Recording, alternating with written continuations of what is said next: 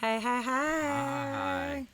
What's up, Hello. Hello. Hello. Hello. Hello. everybody? Happy Wednesday How's it to going, everyone out there. everybody? Chid, Steve. Hello. Yes, hello, our most valued. I was going to Yeah. say customers. You're not customers. Most valued customers. Our most valued patrons. Yeah. I dub the patron saints of Mm, Inspired by Mystery.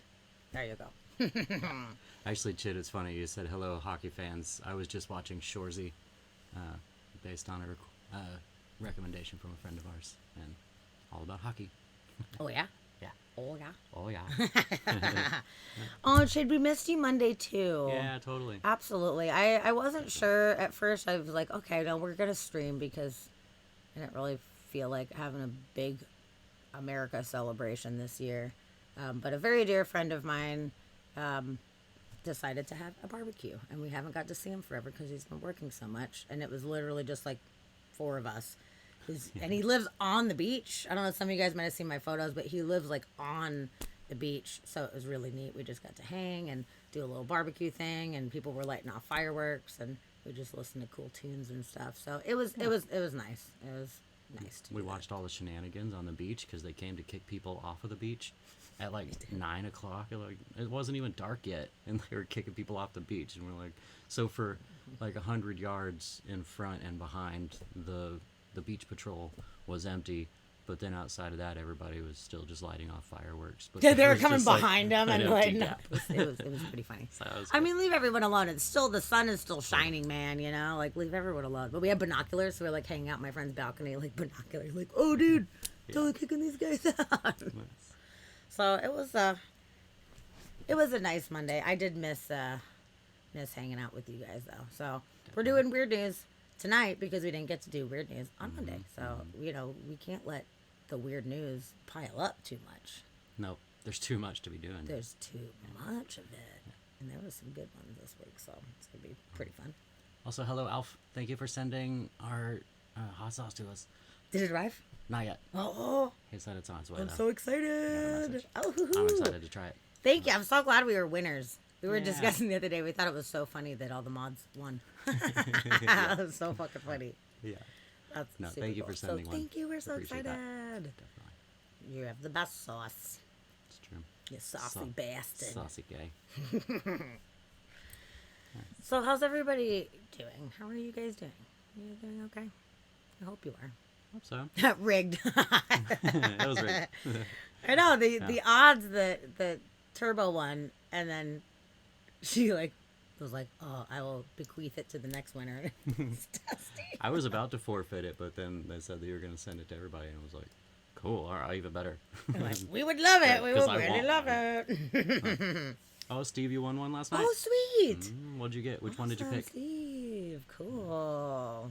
Yeah, I was like, I got to try awesome. the habanero one. I keep seeing it, and like Or whenever we- jalapeno. Jalapeno, not Yeah, habanero. yeah. Yeah, I keep seeing it, and whenever we were ordering, we did the 4-pack, and that was one that I wanted to try, but there was other ones in front of it in line. Mm-hmm. So Oh, it's gonna be great. But it'll be great We're to try very, very excited. Yay! It's shipping tomorrow. So oh, nice. pretty pumped. Thank you. Yeah, good job, Steve. Thank you so much. Cool. Yeah, and Chid, you definitely need to get in on that.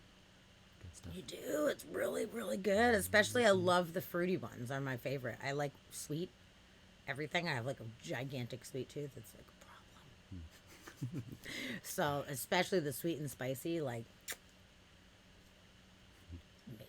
amazing. My sweet tooth led me on a almost fruitless mission last night.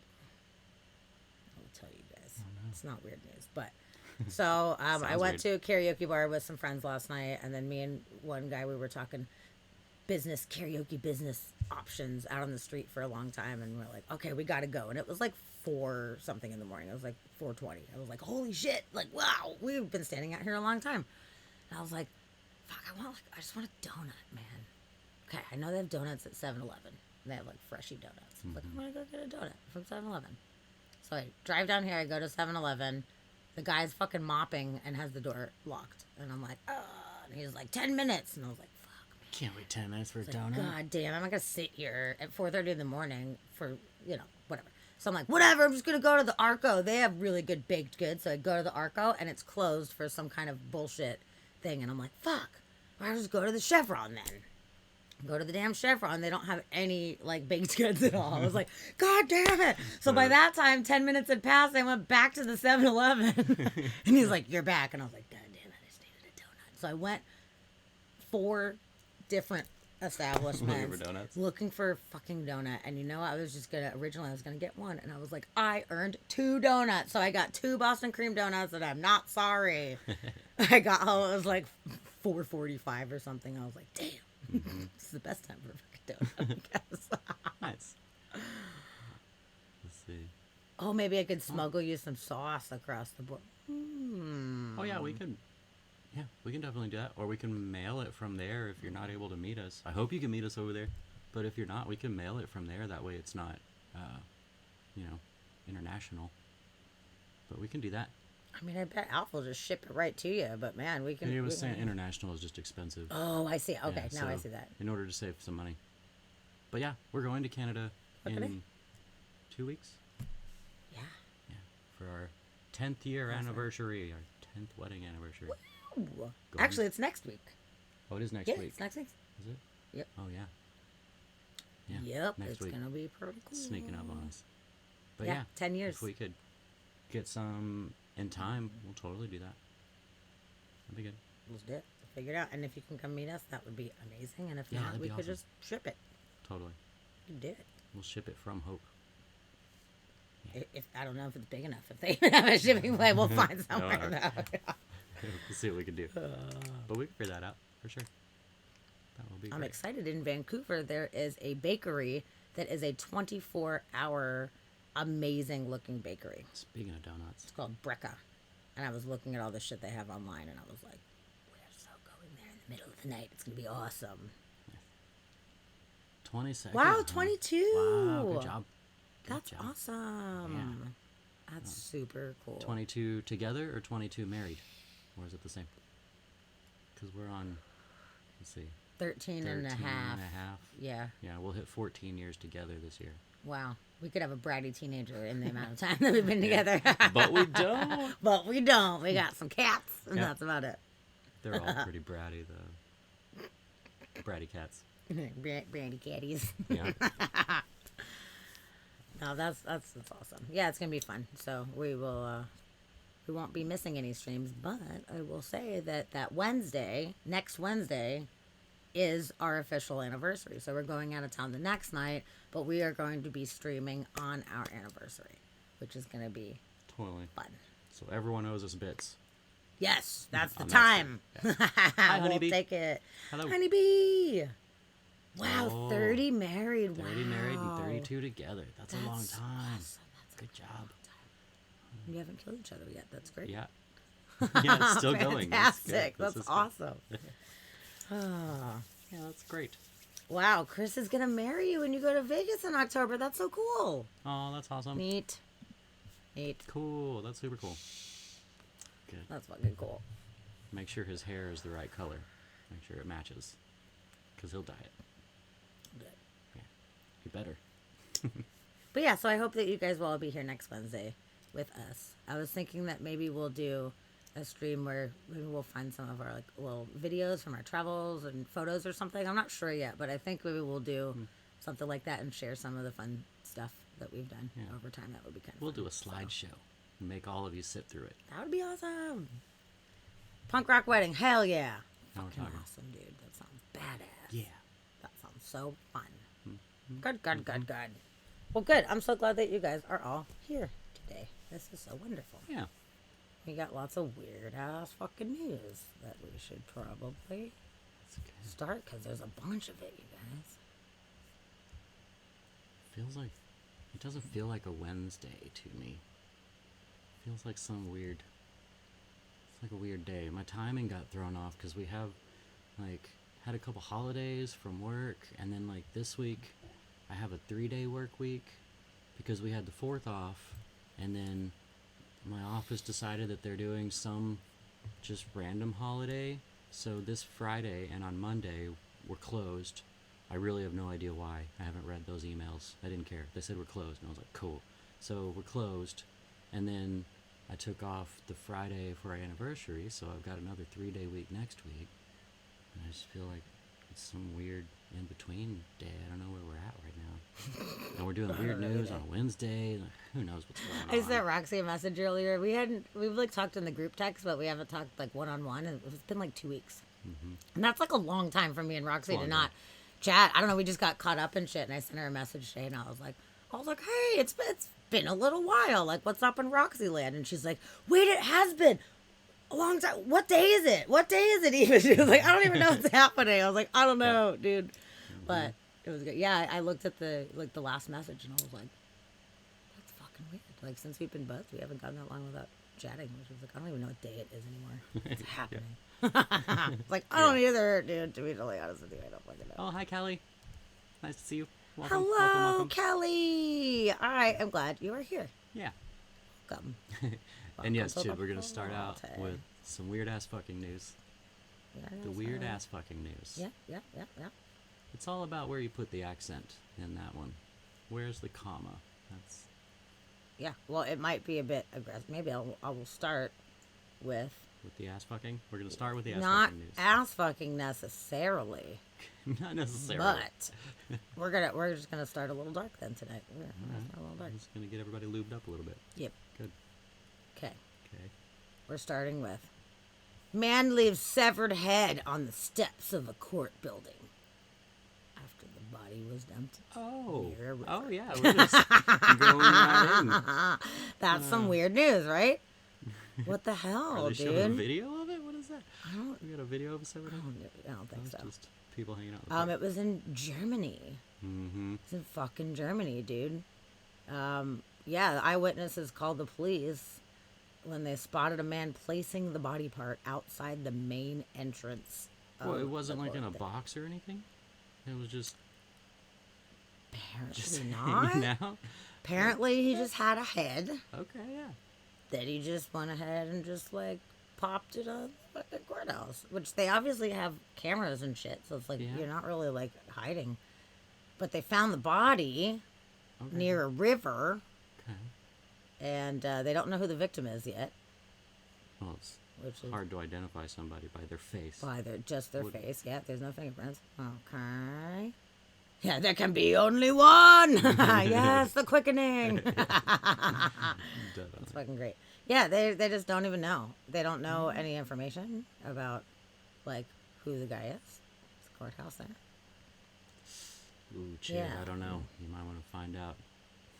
I know why he's Oh, placing no. heads on steps. You have German Braza. And tell him to Interesting. at least put it in a box. You know.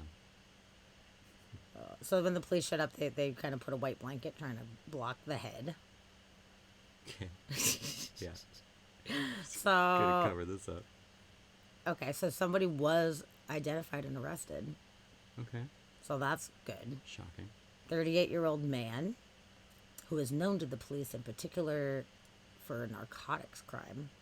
I mean, narcotics crime and chopping someone's head off is a big difference. I'm just saying. Yeah. That is really weird. Yeah. But both the suspect and the victim can be assigned to the homeless scene, according to the first investigators. So, it's probably, I don't know, some homeless people chop each other's heads off, man. Yeah. Homeless scene seems like an odd phrase. Like, is Yeah. it really a scene? Like, yeah, I'm in the homeless scene. Totally. Yeah. Maybe. Steve. Well, if they don't solve it, heads will roll. Ah! A stiff breeze. This one would have been That's fucking rolling. funny, dude. Oh, man. Gotta put it in a box so it doesn't roll. Come on. Oh, man. So, okay, Steve. in another kind of... headline, man gives head on doorstep. Yeah. That's like crazy. Man gives head to entire courthouse. Okay, so we got, some travelers, I'm sure, in the crew right now. We are travelers. And there's been times in the past where sometimes they're like, oh, we overbooked the flight. Is anybody willing to give their seat up? We'll give you a voucher for another thing or whatever. Mm-hmm. And Been there. yes. Well, I got to keep this in mind because Delta offered some passengers $10,000. What? $10,000 to take a later flight. 8 mean- passengers got it. They gave $10,000 to They 8 did. people. They did. And it was a flight to Minneapolis. Like, what the hell, dude? It's crazy. Who's in a big rush to get to Minneapolis? I don't know why. Enough for them to get 10 grand? Yes, boarding had already begun, and then they were like, "Oh fuck!" So, yes. So I guess the deal is they can pay out a lot. They have the guess. ability to pay out a lot, which I never realized that it would be 10,000. Like that's like crazy. It says, but it's not uncommon for large sums to be paid out when passengers are denied boarding, also known as being bumped from flights. So, a British family of 3 was awarded £8,866 for giving up their seats on an overbooked flight from New York to Florida. So, this isn't necessarily what I would consider weird news, but I felt like it was very relevant because I want you guys to all know, don't take any shit from these motherfuckers. Like, Yeah. if you ever have the option to be bumped or whatever, you can ask for more, or if something Negotiate. happens, use the powers that you got. I can't believe they just went straight to offering $10,000. Like, that's insane. Yeah. You offer $1,000, people would be like, "Oh, I'll do Yeah. it." But if you crazy. tell them that you missing this flight means that you're going to miss, like, a day of work or whatever, and it's like overtime pay or something, and be like, yeah, I'm going to miss out on, like, $5,000 from work. So if you can cover that, I'll totally trade. But, Yeah. like, yeah, negotiate apparently is the Yes. rule here. Yep. It says, well, some airlines choose to limit these amounts to $775 and not $1,550. So I guess maybe different airlines or whatever. They are free to pay whatever sum they deem appropriate. Okay. Delta, paying whatever sum. Yeah. Noted. Yes. So I just want to let you guys know Okay. that I read that and I was like, that is weird as fuck. Like, I've never heard of anything like that ever before. And No, I that's wanted to crazy. let everybody know And yeah, this is a thing. 10 grand, like they had to just overbook the flight. Somebody had to fuck up. They overbooked the flight and just couldn't put people on there, so they had to like pay people off to not sue or something. Like that's a lot. Something. 8 people got that much money. That's fucking crazy. Yeah, there you go. You're going to Montreal on Saturday. Keep that shit in mind. If they're Definitely. overbooked or whatever, Mm-hmm. bring that up. Be like, I know Delta did fucking $10,000. I know you can What pay up? more than that. What up? Definitely. So yeah, the most I've ever got is like 400. I think at 4, maybe 500. Hmm. I will do it anytime. If they're like, hey, we have this voucher if you want to give your seat up, I'm like, huh? I'll do it. I'll do it. I'm always down. I always want one more day. Even if I'm just sitting in an airport, like, I don't care. One I more will day take to sit in an airport. I'll take the fucking money. Because that means that's another trip that I get essentially for free. Like, I am so down to sit in an Mm-hmm. Especially airport for 10 12 grand, hours. that's a Don't lot care. of plane Oh, tickets. especially. It's a lot. Even $500, I'll take that shit for $500 Yeah. for sure.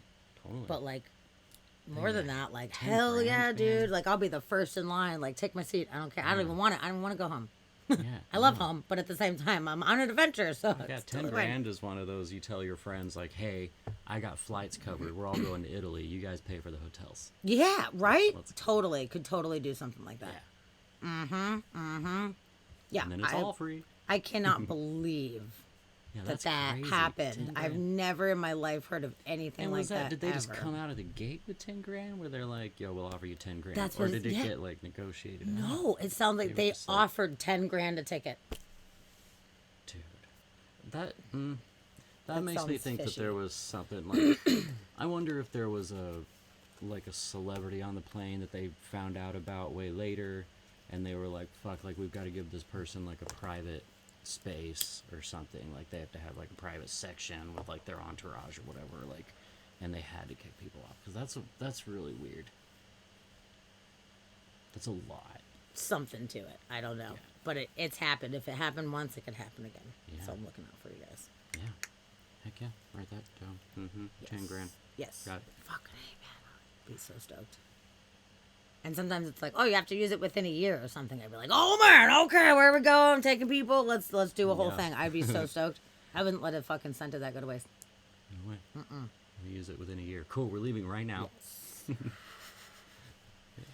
Okay, so speaking of flying things, flying places, planes, whatever. This is a very bizarre aircraft that they are thinking about building in the future. It has not happened yet, but it is a concept idea that I wanted to share with you guys. Okay. How Ready? weird are we getting? It's weird. Nuclear powered flying hotel that can stay airborne for years. Because you're not burning fuel. With 5,000 passengers. Look at this beast. This is the idea. Oh my God. What is going on? Well, What? Thoughts? I have questions. Okay, what are your questions? Why would you want to be airborne for years? Well, not that you would necessarily want to be, but the fact that it can be. Okay. So you could do just like worldwide flights in one stint, essentially. For sure. Okay. Or you could do a, I don't know, week long or 10-day excursions or whatever, where you're in this like super fancy flying hotel and you're just circling the fucking globe So and instead going of around a or whatever. cruise, you're flying. Yeah. Okay. Yeah. Okay. So I don't think it's saying that anybody would want to do it for years, but it has the capability to just stay in the air forever. I think that was, I imagine that's the point that we're trying to make. Okay. So, wasn't that in Wall-E? I haven't seen Wall-E for a really long time, so I don't Yeah, it's remember been a long actually. time. That was a good one. Was that a thing? Oh, did they have an air cruise like that? 'Cause that sounds. it looks like a pretty cruise cool. ship. It does. So I want to Look watch at this the video. little I dome. waited to watch the video for you guys, Okay. so I'm curious. It's called Titanic. Titanic. No, there already is a They Titanic already 2, made man. That's just that. happening. Would be Titanic 3. Flytanic. The Flytanic. Yeah, Flytanic. It should totally call it Flytanic. Okay, let's see what these guys got to say here. Introducing Sky Cruise, a nuclear-powered hotel suspended above the clouds. Sky Cruise. This futuristic sky hotel gives you the ultimate travel experience. It's big enough to accommodate over 5,000 guests. Its sleek design combines the features of a commercial plane while offering the epitome of luxury. Sleek design. Sky Cruise features a big hall that offers a 360-degree view of your surroundings. Cool. Here, But you you get must to keep your enjoy the seatbelt most breathtaking views of nature from above. An elevator connects the panoramic hall to the main entertainment deck. It allows you to easily shuttle between the two locations. The main entertainment deck is perfect for recreational activities.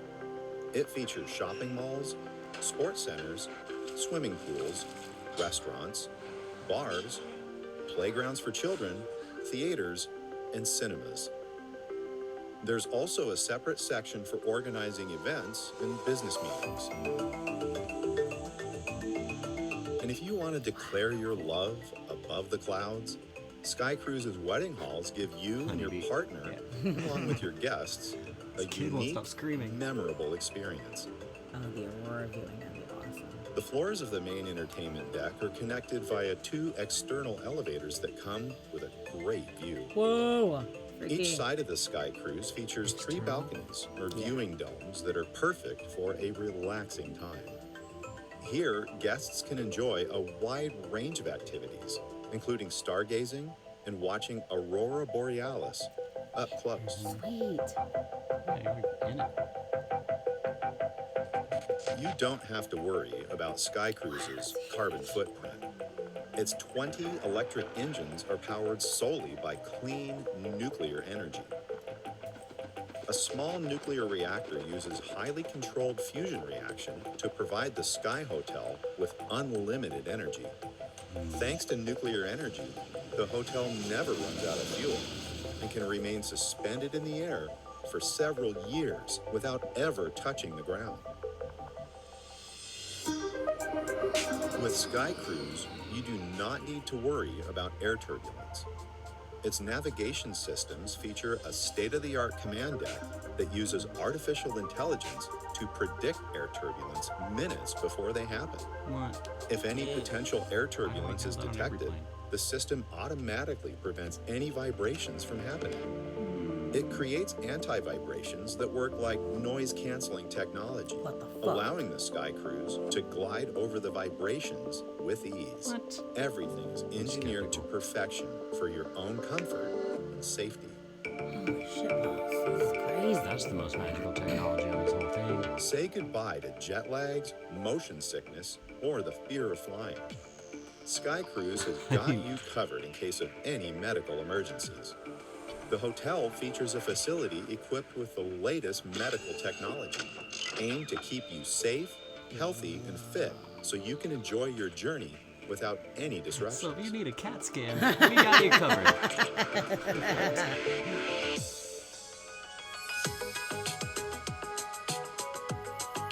Despite having several large landing wheels, Sky Cruise rarely lands on the surface.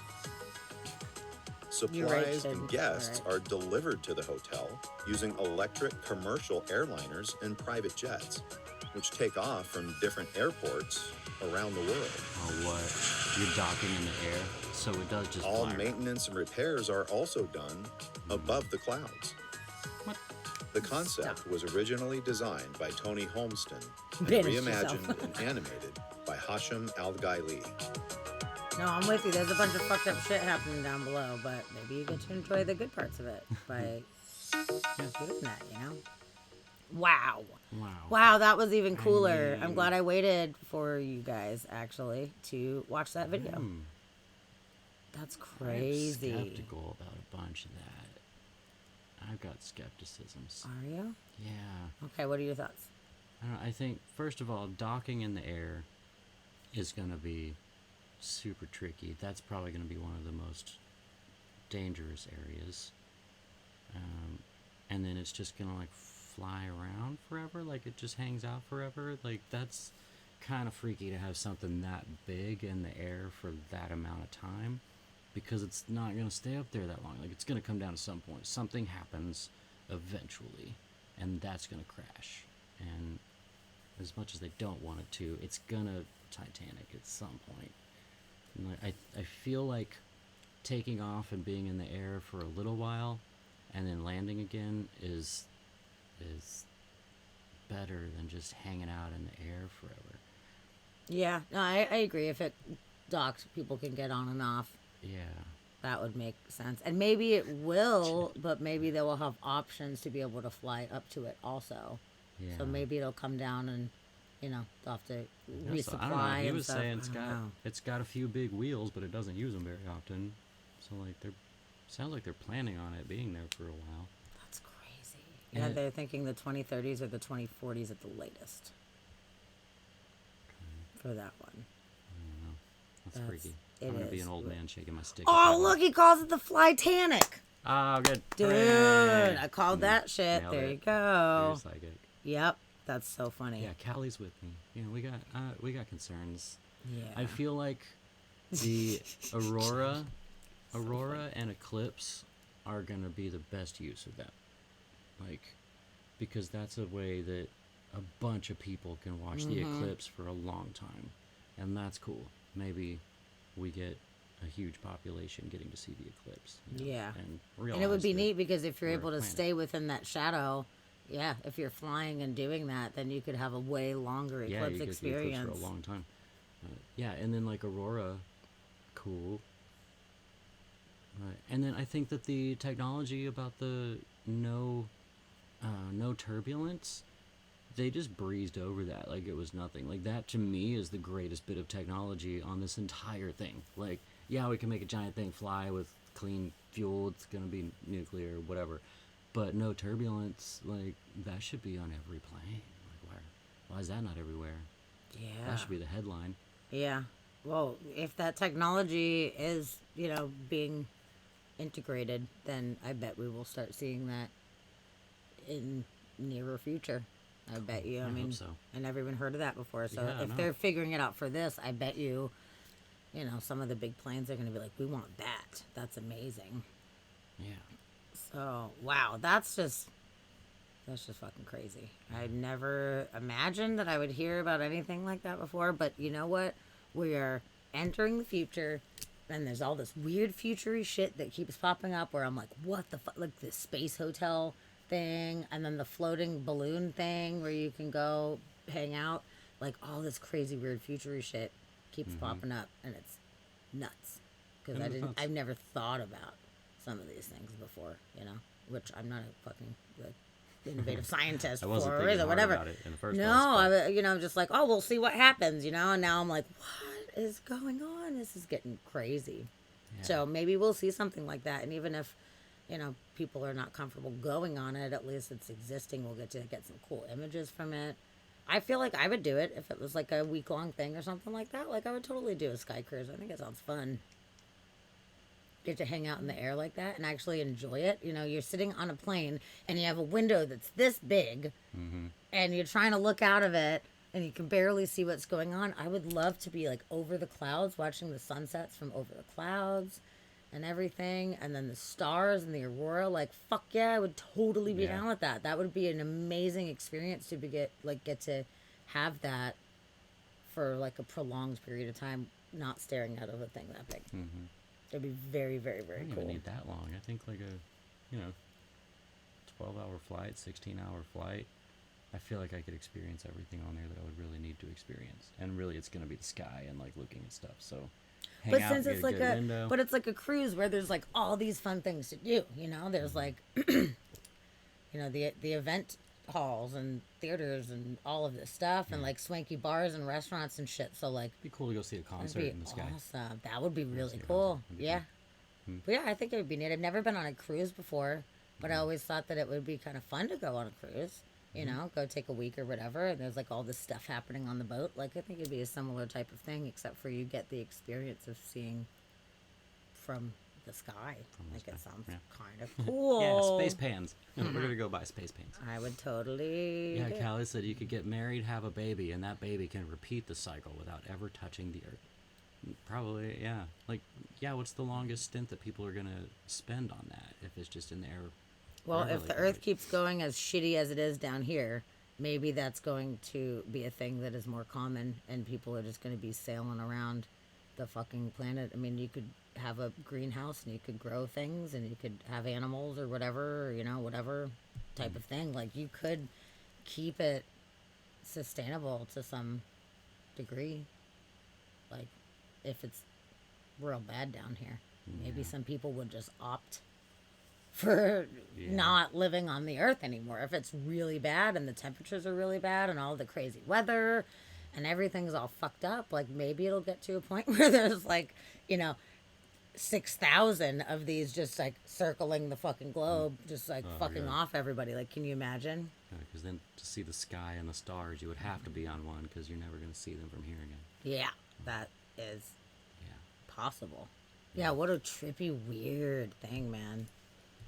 Yeah, it Yeah, I can't wonder be how cheap, much right? they would charge for that. Especially at first. That's Yeah, gonna be especially at pricey. first, I feel like it's going to be crazy, and then it will eventually get more affordable. But I could see some people just like, you know, buying a condo or whatever, you know, like I live on the thing. And then you can shuttle off and come down if you want to, but you could just live up on the Yeah. thing Oh yeah, they would start selling permanent spaces for sure. for sure. As soon as a billionaire was like, "I'll give you $1 billion," yeah, okay, Yeah, sold. probably wouldn't even fucking need that much, you know. You have like small little quarters, or you could have like big fancy penthouse. I mean, it's giant, you know. There's so many options. Yeah, I could see people being interested in doing that. Yeah. That would be I do think it's weird that they showed a CAT scan as the medical thing. Like, Yeah. why? I mean, I don't know. I guess if you're in the air that long, some situations could arise. You Yeah, know, somebody and if might it's need a- it, but Yeah, the way that I kind of was like, I was taking that was that if it's going to be up for so long, if there's any kind of medical emergency, you don't want to have to land and deal with it. So if they have like a full blown hospital with all of the things that would be needed, if anything happens, if anybody gets sick or if somebody slips and breaks their fucking neck, it's emergency, you know, they're like, we have it handled. You don't have to worry about if there's an emergency, how is it going to be handled? We have the facilities, we have all of the top-notch things. So anything you can throw out that could happen to a person, within reason you can handle it, you know? There might be some like crazy like experimental drugs or something that you would need if you had some weird disease that you'd have to find a specialist. But as far as like, oh no, I had a gallbladder attack or whatever, you know, like, okay, we got a surgeon, we'll just We can fucking take take it it out out. right It's now. fucking fine, you know? You don't have to try to find a place to fucking dock because one person is having a situation, you know? I think Yeah. it's really smart actually to have that kind of facility like available. Anything you need, they probably will have dentists and optometrists and like all that kind of shit, you know? Yeah. Kind of cool, Okay, man. it's It's kinda kind of cool, dude. There are people that live on cruise ships, but those are the people that work on them, right? Like, do random people just live on cruise ships? Well, I mean, there's the workers, so they don't necessarily live on them all the time, but you can sign up for like certain runs. Essentially, you can do 3 months. You're gonna work Yeah, the for 3 workers months or and stuff. whatever. Yeah. Yeah. But then they go back to regular. But are there people that, Life. like, I don't know, do people have spaces rented on cruise ships? Like, are there millionaires that just have spaces on cruise ships Oh, where they that's can an rent it? interesting question. I don't know. It would be smart if that was an option. That way, it's your own space, and you can just go on it whenever you want, and Take it's a like cruise whenever I your want. yeah, and it's like Yeah. your room's decorated the way that you want, and you have your things in there. Like, I'll take the captain's quarters. yeah, there may as well be. At this point, people have so much fucking money these days. Not everybody, but there's so many people that have so much money. May as well. Yeah, selling the condos on the space hotel thing. Like, oh my god, I can't believe you can just buy a condo in space. Mm-hmm. Soonish. Yep, coming soon Fucking bizarre, dude. to an orbit near you. Super weird. Totally weird. Okay, well, good. That was a good conversation about that. That was good. That was good. I am pretty Chid's gonna excited. surf the wave of death with a bottle of Jack and a Canadian flag. I don't know what the wave of death is, but I feel like that's pretty much the only way to do it. Alright. I don't know. That sounds fun though. Sounds like a fucking party. Yeah, that's a party. Okay, so this story is cool. It's not nearly as cool as that, man. We got a high bar that we just set. Yeah, I don't know if we're ever gonna beat that one. Nope. That was fancy. Nope. Super fancy. But this is kind of neat. In a mall in Delaware, Okay. they I'm in Delaware. They found this this temporary wall that had been put up at some point, and they fucking busted through it, and they found a vintage Burger King Really? that they had just put this wall up and left it. Yeah, Why it's fucking did- crazy. It's from the 80s, dude. Why was it just walled off? Oh no! So it was. Burger King closed. Well, just wall it off. I know, isn't that You super don't weird? want to rent that space out. Nah, just wall it up. Look at the fucking I went to go, Burger dude. King yesterday. So it's like old school. It's like the ones that It is, it's we totally- remember as kids, dude. Still got like It the still has the like fake fake plants plants and everything. Yeah, They literally did just like, well, they're out. Put a wall. yeah. Why? I did they- don't know. I don't know exactly. I mean, sir, we can rent this Let's out see. for many hundreds of dollars a month. Yeah, whatever. One wall. That's fine. I've been wanting a wall here for a long time anyway. Yeah, let's see. Oh, there's a video. Okay, okay. Let's watch that little video. Okay. Let's do it. Actually, hold on. Let's go to this one here. Be easier to see. Line this up properly for you folks. Yeah, Chid, that was too easy. That doesn't count. Okay. And this place is fucking terrifying because no one's used it near Aw, barbecue stains that kind of looks like blood.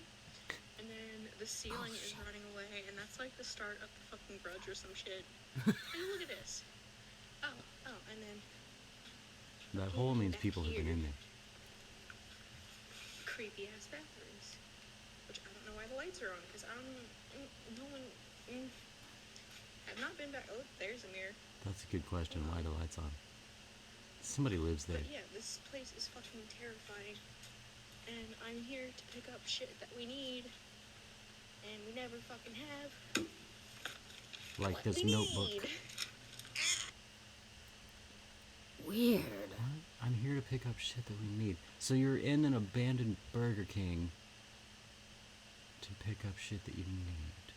What do you need from an abandoned Burger King? I don't know. It says this is literally my storage room back in 2019 for a seasonal job. What? So people have had access. Okay, so people knew it was there. Yeah, the hole in the ceiling makes me think that people were living there. The lights being on definitely makes me think people were living there. Yeah. But it looked nice in there. It wasn't dirty. I mean, there was blood / That's ketchup on the wall, but you weird. know. Huh. That's Okay, a- well that's really weird. That was just weird That's that yeah. was just sitting there That's weird. ever since. In Delaware. In Delaware. Okay. The shit. Very And bizarre. yeah, that was literally my storage room in 2019. Yeah. Okay. How weird. How did you get in there? That's weird news. Okay, this next one, this is so funny to me. I was so excited to share this with you guys. Okay. God damn it, I need to do the ad blocker. Hold on. Okay, so, a lot of us, older folks or whatever, remember Radio Shack and how awesome Radio Shack was. And everybody needed Radio Shack. I still don't understand why it is gone from the storefronts because I feel like it's still handy to this fucking day. Damn it. But they've gone to an online presence right now. And a lot of people don't even realize they have an online presence because people think Radio Shacks are just gone. Okay. So, Hi, lady. hi, lady. Welcome. Yay, I'm glad you're here. You're just in time. We're learning Yeah, about you're just Radio in Shack. time because this is going to be pretty funny. So, not only do they have an online presence, but they are selling crypto or something, which is strange. So, in order to bring attention to Radio Shack again, which, I mean, it's working because we're talking about it right now, Totally. they chose a very bizarre method of attracting people's attention. Okay. So there was a tweet that made people really confused. They thought it was definitely hacked. There's no way. Right? It's impossible that they would have said this. So let's find the original thing. Hold on. I need to find it for you.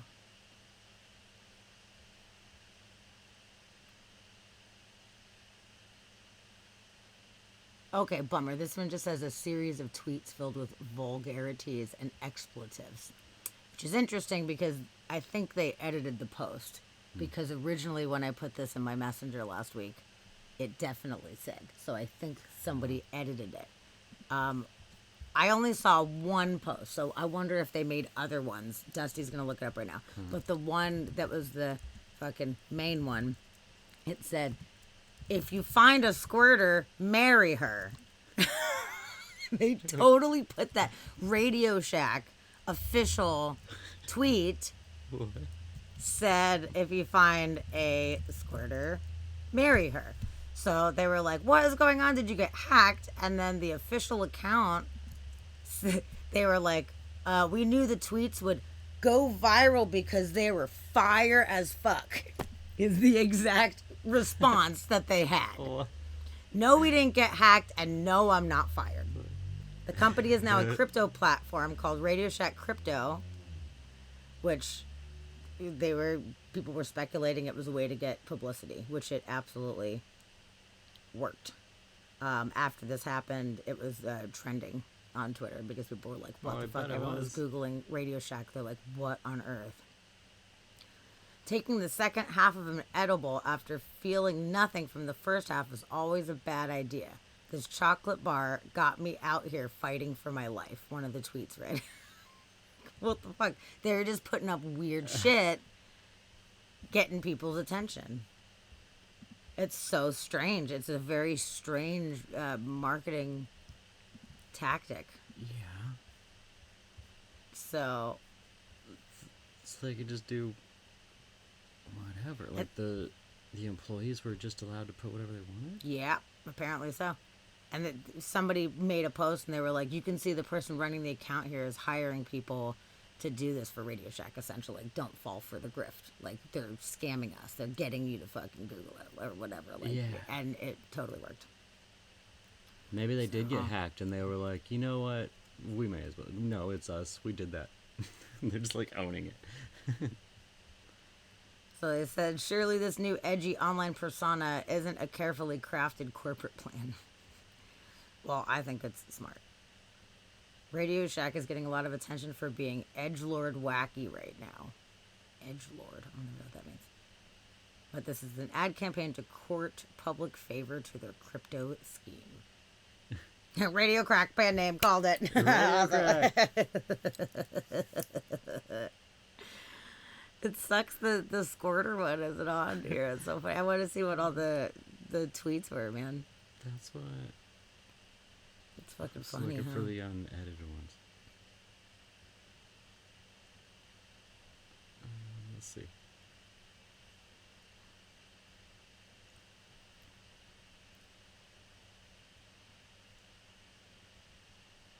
Yeah. Shack intern here. I wanted to take a sec to reflect on my post. I know you're expecting me to say in my wildest dreams I never thought that tweet would go viral and to apologize, but I did because I don't know, that shit was fire as fuck. No, we didn't get hacked, and no, I'm not fired. Buckle up, bitches. Okay. That's like great, dude. So there's a couple of them on here. Oh, man. That's funny. One says, I don't care what anyone says. Lizzo is fine as fuck. What's up, girl? Okay. My girl. Another one. What's up, Scar? Oh, hi, Scar. Thanks for the resub. What's up? resub. Sweet. 8 is great. Glad to see it. Hello. Another one. My girl still hasn't come back from BTC Miami. I don't know what that is. Nope. I don't know. BTC. No. I don't know what that means. Hey, Best Buy support. I was just on a customer service call with one of your reps named Candace. She was so rude. Can we do anything about this? What? Okay. Okay. There's the edible one. Any interaction with this tweet will be considered for a chance to win catching these motherfucking radio hands. What's a radio hand? I don't know. I don't know. Okay. Radio Shack's hands. I Someone's don't know. just being fucking Somebody's weird, being ridiculous. man. Yeah. Interesting. Okay. Well, who I knew? want to know. What if they took down the ones from Twitter? Or if they're still up on Twitter? I don't know. I don't have Twitter, so I can't really, like, just log on in. I'm curious. Oh, that's the same one I'm looking at right now. Oh, is it? That's the one. Oh, it was talking about the NBC one. So yeah, Oh, that's right, okay. the article you're looking at got edited. After Got it, you got looked it, at got it. Okay. So they're talking That's about crazy it on they Reddit. edited it. Rude. Didn't know I was gonna have to screenshot that shit. Why would Yeah, they right? edit it? That's very strange. Yeah. let's When see. did this happen? This happened June 30th. The article came out, so it was just last week. Oh, CNN says they're explaining it.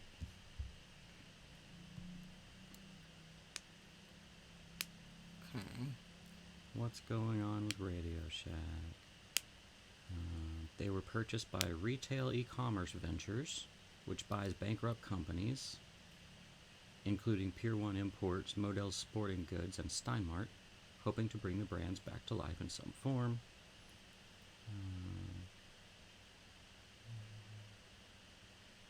Okay. The wild tweets were an attempt to get retweets and spread attention for its Radio Shack crypto platform. It describes itself as a 100-year-old brand embedded into the global consciousness that's going to lead the way for blockchain tech.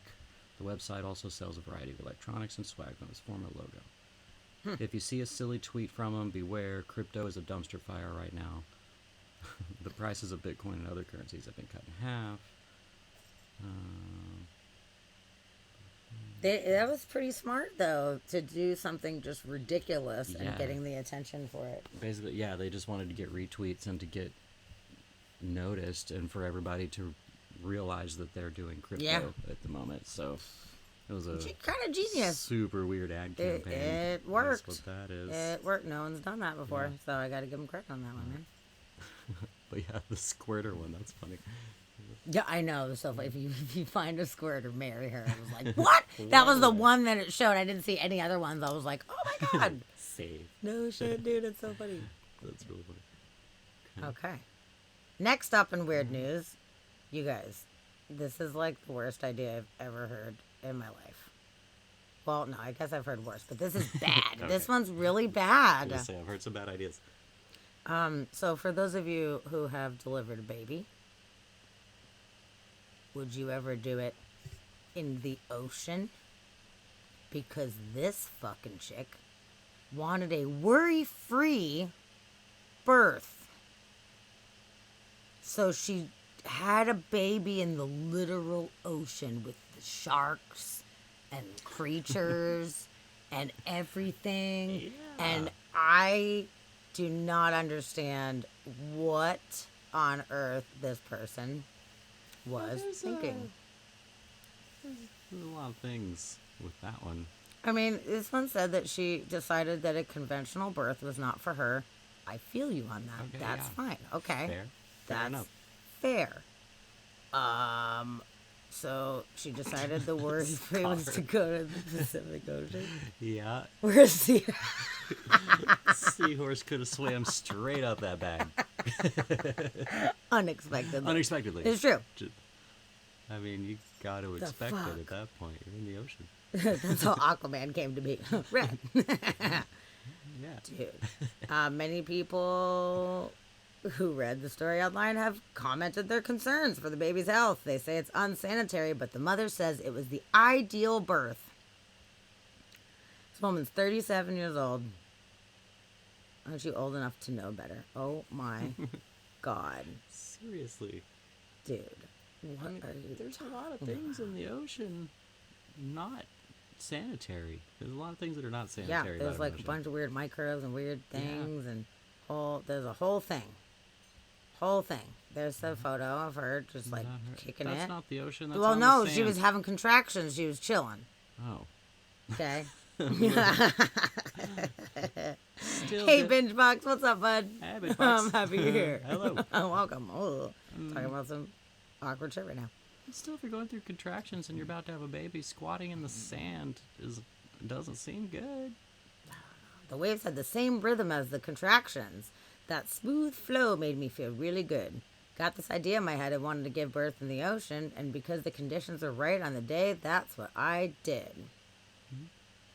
And she named the kid Bodhi Amor Ocean. Yep, and the baby everything was fine. Everything actually went fine. Which, Yeah, chit. I mean, I see. Kinda surprised. Yeah, salt water, like sea salt, is real good on wounds. But the thing with ocean water is that there's more than just sea salt in it. There's everything is in there's it. plankton and creatures and microbes and algae.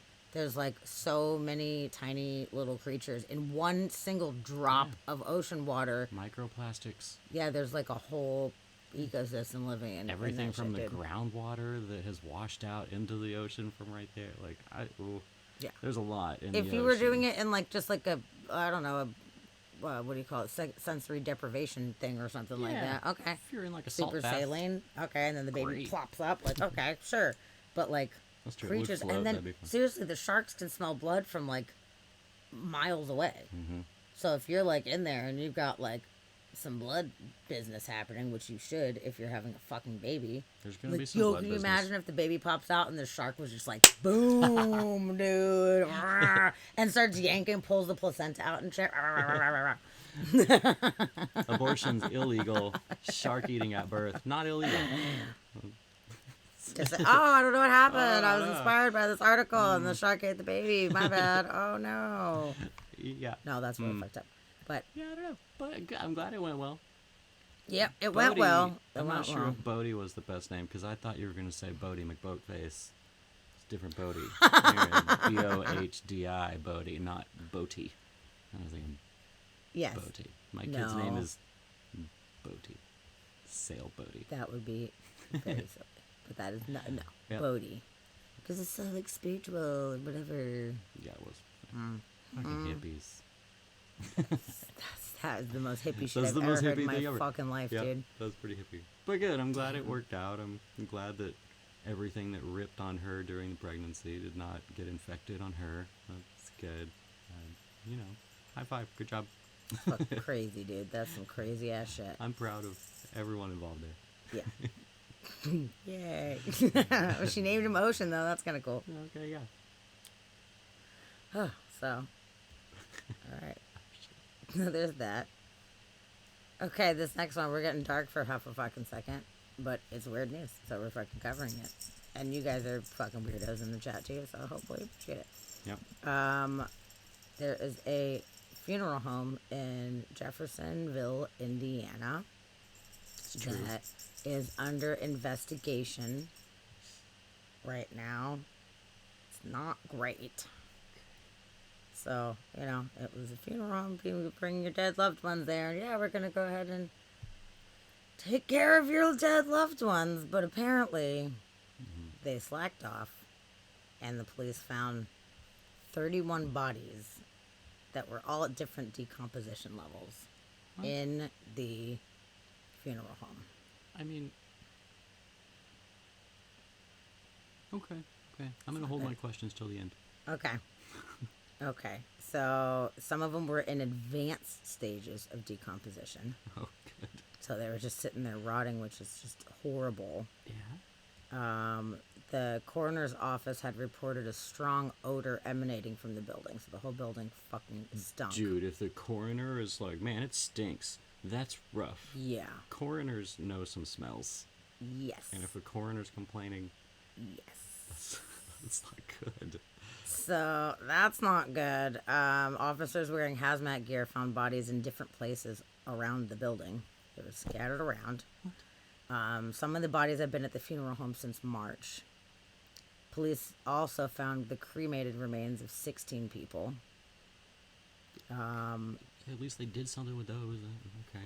Thanks Yeah, for doing a portion that's of weird, your job. right? The owner did not respond. They were like probably hiding their head in fucking shame. And a woman who sent her brother's body to the funeral home for cremation after he died in April said that she was still waiting for the remains. And when she reached out to the funeral director, he responded that he was dealing with a lot at the moment. Yeah. I got bodies decomposing on top of decomposing bodies. I can't be handling this right now. What? What are you What the fuck, dude? What are you doing with Isn't that bodies? horrible? Like, just put them in mean- the fucking oven, man. Burn them up. Like, if they're sent there to be cremated, Yeah. fucking cremate them. My God. Yeah, you put them in and you hit a button. It's good. Super easy. But instead, the guy said he was dealing with a lot Just and left a bunch stacking of them. rotting bodies everywhere, and they were not even dealt with. And it smelled so bad that the coroner made a fucking report. Yeah. Damn. So, I wonder if all those bodies were supposed to be cremated, or if some of those were, like, caskets, and they sent out empty caskets. Like, I don't know. You I just got- figured it was probably cremation stuff, but that's a valid. because, I mean, they had 16 that were Point. cremated that were there, so that makes me think that they cremated those that were supposed to be cremated. But the ones for, I don't know, if they weren't doing like an open casket situation, just be like, yeah, we can't do open casket. And then if you don't have, you know, I guess even if you had pallbearers that were family, you just put some weights in it. Nobody knows how much a casket weighs. Absolutely. 100%. You could totally get away with that. Yeah, and then you just bury an empty casket, and then you just got body. I mean, really, if you're trying to unload some bodies, you could put like 3 bodies in a casket, just pile them up, you know, Totally. if you were being a dick about it. Totally. Or just put them all in a cremation thing at one time, burn everybody up, and then give people boxes of everyone like they do with pets or whatever, which is totally rude. But I'm just thinking, if I was in a situation where I had rotting bodies everywhere, Yeah. like, You're a deal funeral with it, home. You figure can get it rid out. of some Oh bodies. my Like, God. if there's anywhere you can get rid of bodies, a funeral home can get rid Yes. of bodies. And then, like, if you're trying to be shady about it, you can sell that shit on the black market so easy. you got bones, you got remains. There's people that want that. So if you're trying to be shady about it, sell it and move it along. Yeah. Like, this is Which just is somebody horrible, but- slacking off. Yeah. Like, it's all that is. Like, It sounds like, you yeah, just something. didn't do yeah. any part of your job. And Nope. how much of a stoner was this funeral home owner? Just like, guys, put it over there. We'll get to it. Like, we got to deal with the ones from March first. What? Yep. Scar, yes, when they cremate pets, they do them in a mass cremation, and then they give you the ashes, which has some of your animals in it. and But has that's other not animals in it. all of them, right? As far as I understand, that's how they do animal cremation. I imagine that there might be some way to pay an exorbitant amount of money, and maybe request that it is done individually, possibly. But as far as I know, they're done in mass amounts because the amount of energy and power and everything it takes to cremate somebody, it's a lot, A lady paid for a separate cremation. Oh, Okay. that's good. So you Okay. can just pay more So you to do can, it. okay. Okay. So But if if you you ever, don't pay for that, you don't know who you're getting. yeah, if you're trying to cheapskate it, regular price or whatever, like you're getting a bunch of other animals too. So that's something to always ask about if anybody decides to cremate an animal. Make sure that you ask, because I always thought that was real weird Yeah. personally. But that's cool that you were able to do a separate one.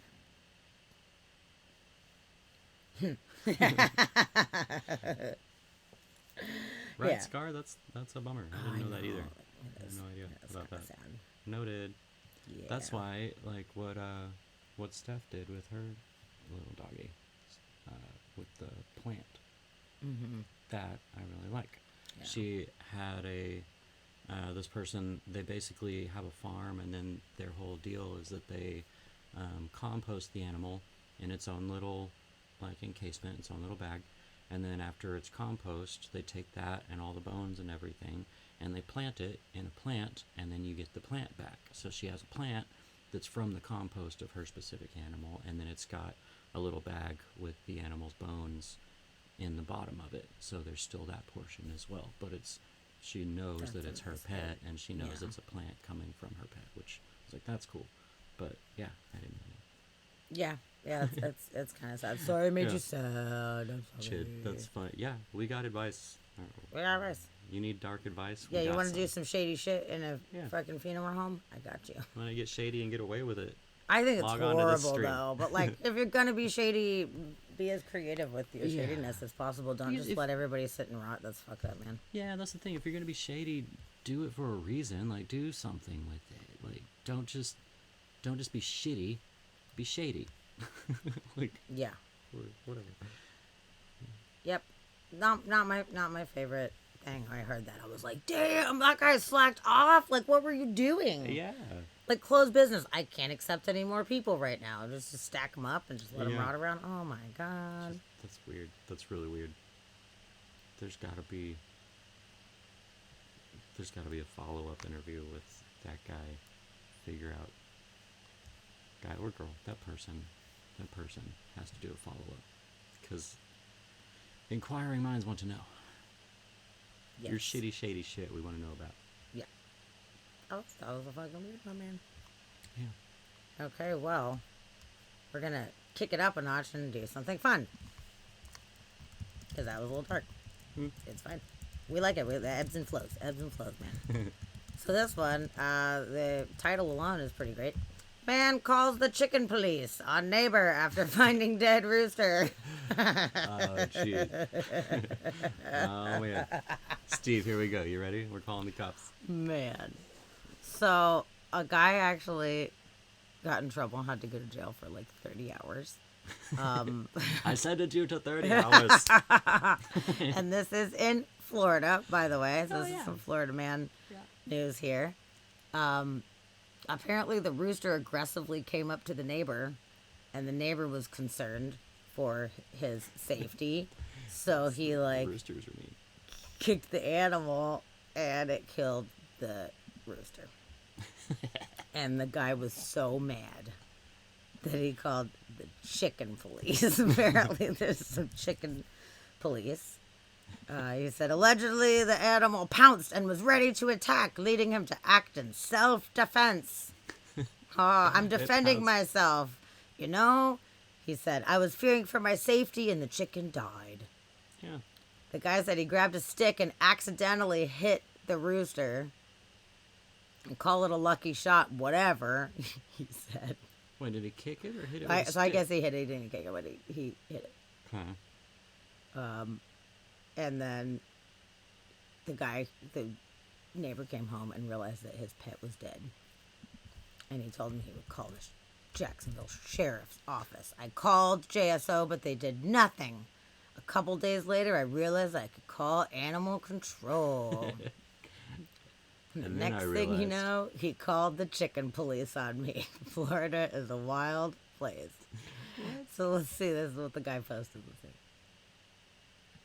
One day when Nick says the rooster followed him and attacked him, His neck flares up. Oh, shit. Come on. He's doing his thing and he's trying to jump up at me. he was trying to get the animal away. And I try to hit it, but the chicken's jumping up at me and I accidentally knocked it in the head.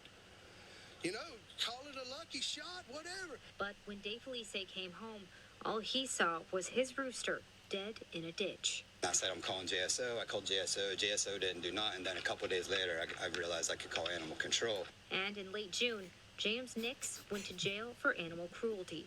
Next thing you know, he calls the chicken police on me. While the neighbors continue to fight, Nick says he never should have been arrested. Chickens are dying every day, people, at churches, Popeyes, and Kentucky Fried Chicken. Really?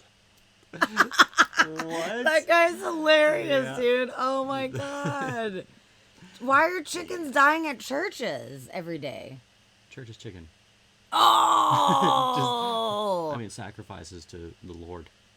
that was my initial. I was like, "Oh my god, are they sacrificing chickens?" Like I've Chickens are never dying actually at been to a churches church, but what are they every doing? day. No, Yeah. church is chicken. Got it. Wow, Oh, wowie. That guy was funny. That was guy was funny, funny. dude. I mean, Yeah, really, yeah. If chicken there's place. like a rooster like fronting on you like that, like it's coming at you, they're kind of scary. They could peck your eyes out. They can't fully fly, but they could get high enough to peck your You eyeballs. gotta do what you gotta do sometimes. And you fight it for a little bit. You're gonna hit it with a stick. I mean, you gotta defend yourself, man. Let's see what this one. One is it the day same when one? Nick says the rooster followed him and Oh yeah, that's the same one. Okay. Rooster, Okay. it was following He me, followed him. And he was like, "I was flaring his neck at me." which is scary. Roosters are scary. I like his attitude. He's like, "What was I supposed to do?" Yeah. Yeah, fair enough. I'm kind of on that guy's side. Yeah. Man. Did you kill my rooster? Yeah, I did. It was attacking was me. It coming at me, flared his man. neck. I Don't saw you flare your Jurassic neck Park. at That's me. not good when they do that. Not good. They're gonna Not spit good. in your eyeball. Man, that was pretty funny, dude. Mm-hmm. Okay, another Florida story. Oh, good. Okay. This is not nearly as exciting as the chicken police, but it is very interesting. Okay. Did you know that there's giant snails? Like the giant land snails? Have you seen some of the stuff on the internet? These massive snails? Well, apparently they're invading an area in Florida. No way. And they're really bad for a lot of different reasons. They're not native to the area. And they have had to eradicate them. And there was one that took like 10 something years for them to eradicate the species. But in Florida right now, in this one area, they're back. Where is it? Can we go? Can we see? Boom. I don't know, but it's like they're under quarantine. What? Not like you can't leave quarantine, but you can't touch any of the snails. You can't fuck around because they have to make sure that the snails are not invading other areas. They're trying to keep it very contained right now, which it sucks because they're like giant snails. That's like pretty cool. I think kind of that's awesome. kind of neat, but apparently you're not allowed to have them as pets. And sometimes people let them out, and then we have the situation that's happening where they reproduce at high rates and they fuck shit up. And they also carry a parasite called rat lungworm, which can cause meningitis. So it's dangerous to people, which is not good. So Port Richey area of Pasco County. I don't even know where that is. So Whoa, pretty that's a big big, snail. pretty big snail shells, man. That is pretty crazy. Let's see.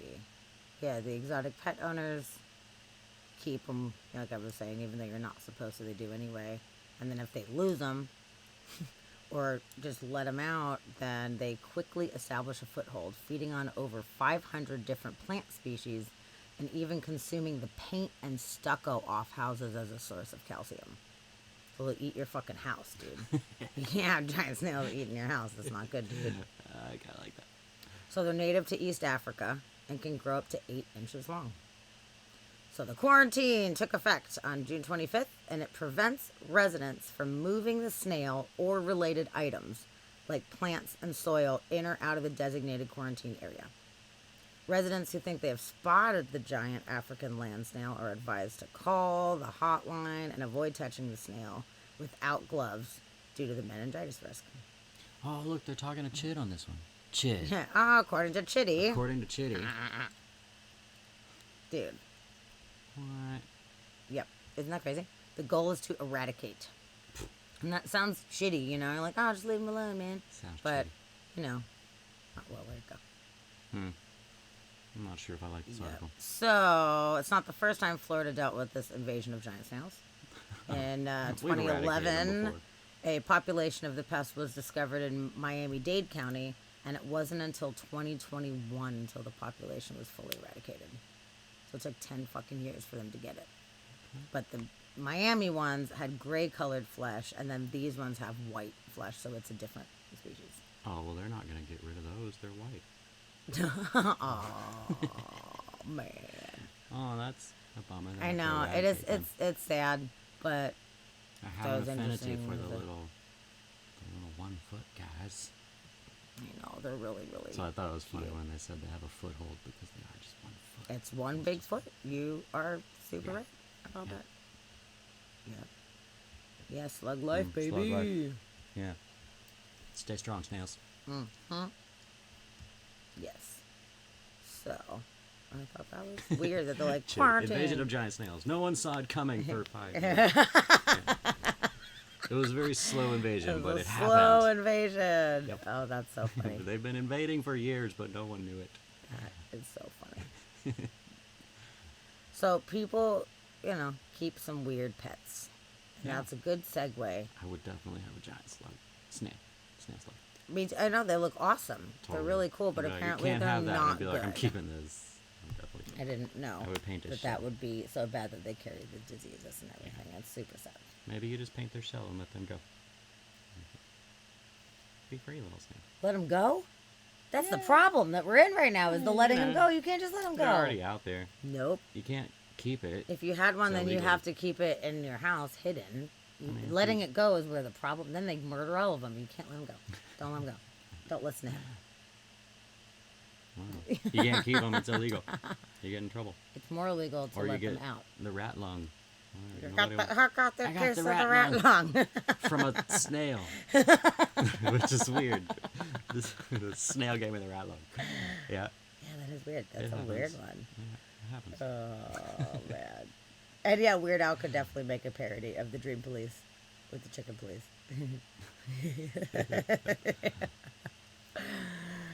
The Chicken Police, they get so hit in the head. I like it. That's good. That's really good. I don't know the song. Is that Madonna? Who is that? No, it's Dream Police. It's is it Styx or something? I can't even remember exactly who it is, to be honest. It's old though. It's old. Don't worry. Ah, Blue Realms. Hello. Blue Hello, hello. Realms, welcome. hello, hello. welcome back. Hello to the aliens. Happy to have you. All the aliens. Okay, so since we're talking about weird creatures, this is a very interesting story here. Okay. So, in Kentucky, apparently it is not uncommon to have an underground rain cistern in the basement of your house, Okay. which is bizarre. So the rain comes in, and then they have some things that can process it into drinking water. Okay. So apparently it's pretty common. I never knew about that ever. It's weird. But So you're allowed to collect rainwater there? yes, That's weird. there you are. I know some places you can, some places Illegal you can't. here. But this guy became a TikTok sensation recently because of the eel pit that he made out of his rain cistern in the basement. He is a collector of bizarre animals. Apparently, he wanted to do biology, and it was too much math, so he did something else. But he loves creatures, so Amen, he my has a friend. bunch of creatures. And the eel pit is what got him the attention on the TikToks and the Instagram. Okay. So, I will show you the video. There's a little interview with this gentleman. You can tell he's kind of nervous. It's not the most professional interview ever, but we're going to watch it anyway. And you get to see this guy's, Eel pit. If Eel I pit. had an eel pit, I'd be nervous too, so fair enough. so You guys want to go in, right? let's take a Okay. look. It's like I can get in and out really easily. It's not the safest, probably. It's a Perfect. hole in the ground. Yeah. Yeah. Okay, cool. Everybody's like, It's yeah, not- I'm not definitely horrible. going in there. What was this originally? Rainwater cistern. Yeah. So the best way is just kind of scoot forward, get your feet on it, and then hold on like right here. And then that's all there is to it. Yeah. And, Oh, I mean- there's an eel right here. Oh, there's one right here.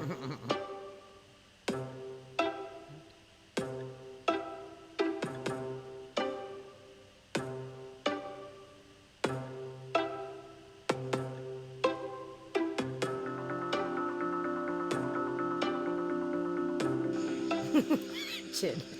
Care if I take a picture of my Instagram story? Personally, I like Instagram more.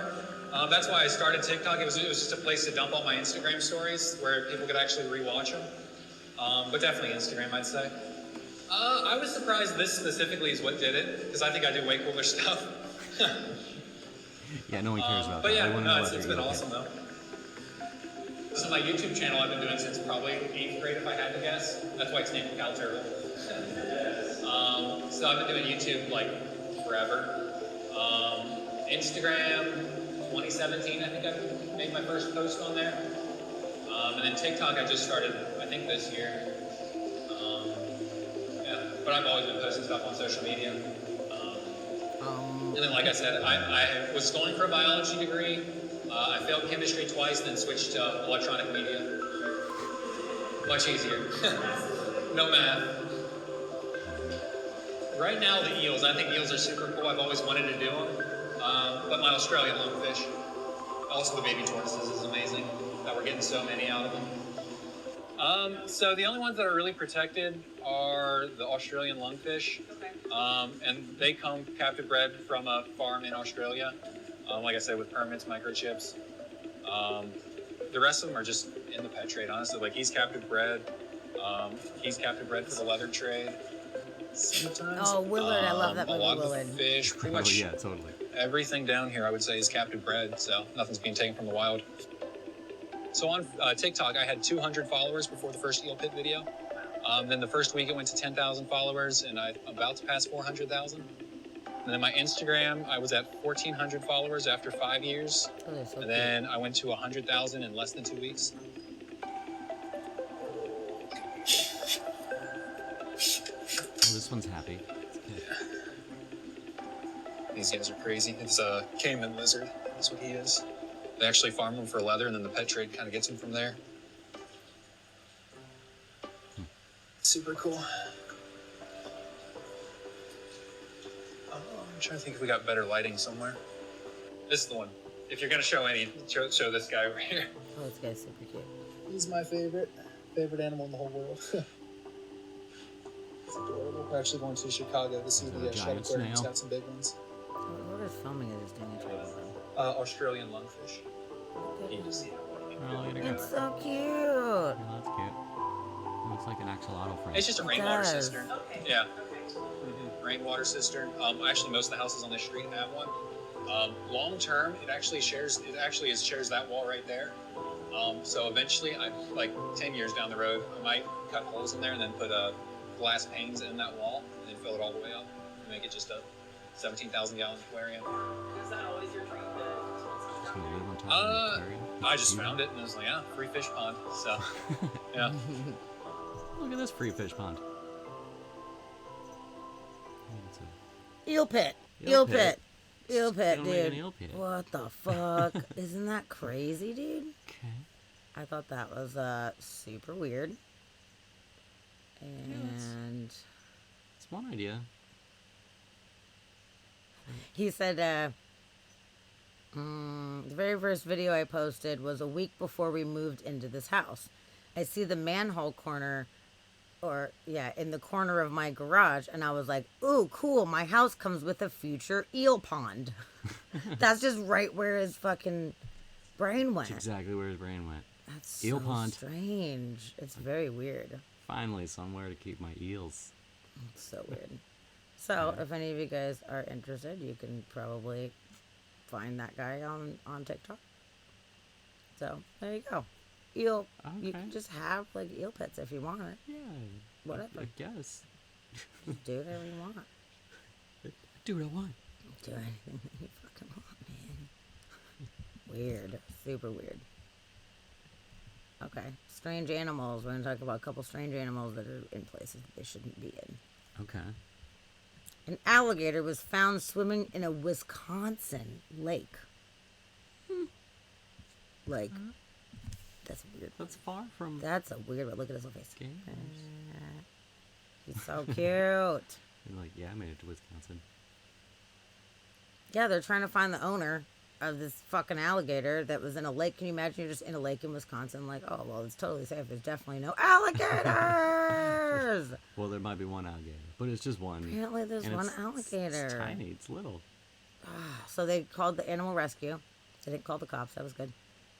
Okay, that's good. Call the And cops. There's an alligator. they could take alligators up to 30 inches, and this one was smaller. So they were like, all right, we got it. And we got this alligator. And it'll be kept for a week to give the owner time to reclaim it. And if not, they're going to bring it to a sanctuary. Okay. But I guess my point is, watch out in lakes anywhere ever, because there could be 'Cause there could be alligators gators. in it. And you wouldn't think that there would be. Like, Wisconsin is not an alligator place, but you just never know. Yep. Yeah. So beware. The alligators in Wisconsin. So weird, right? Okay, another case of animals where they shouldn't be. This is a kind of a cute story.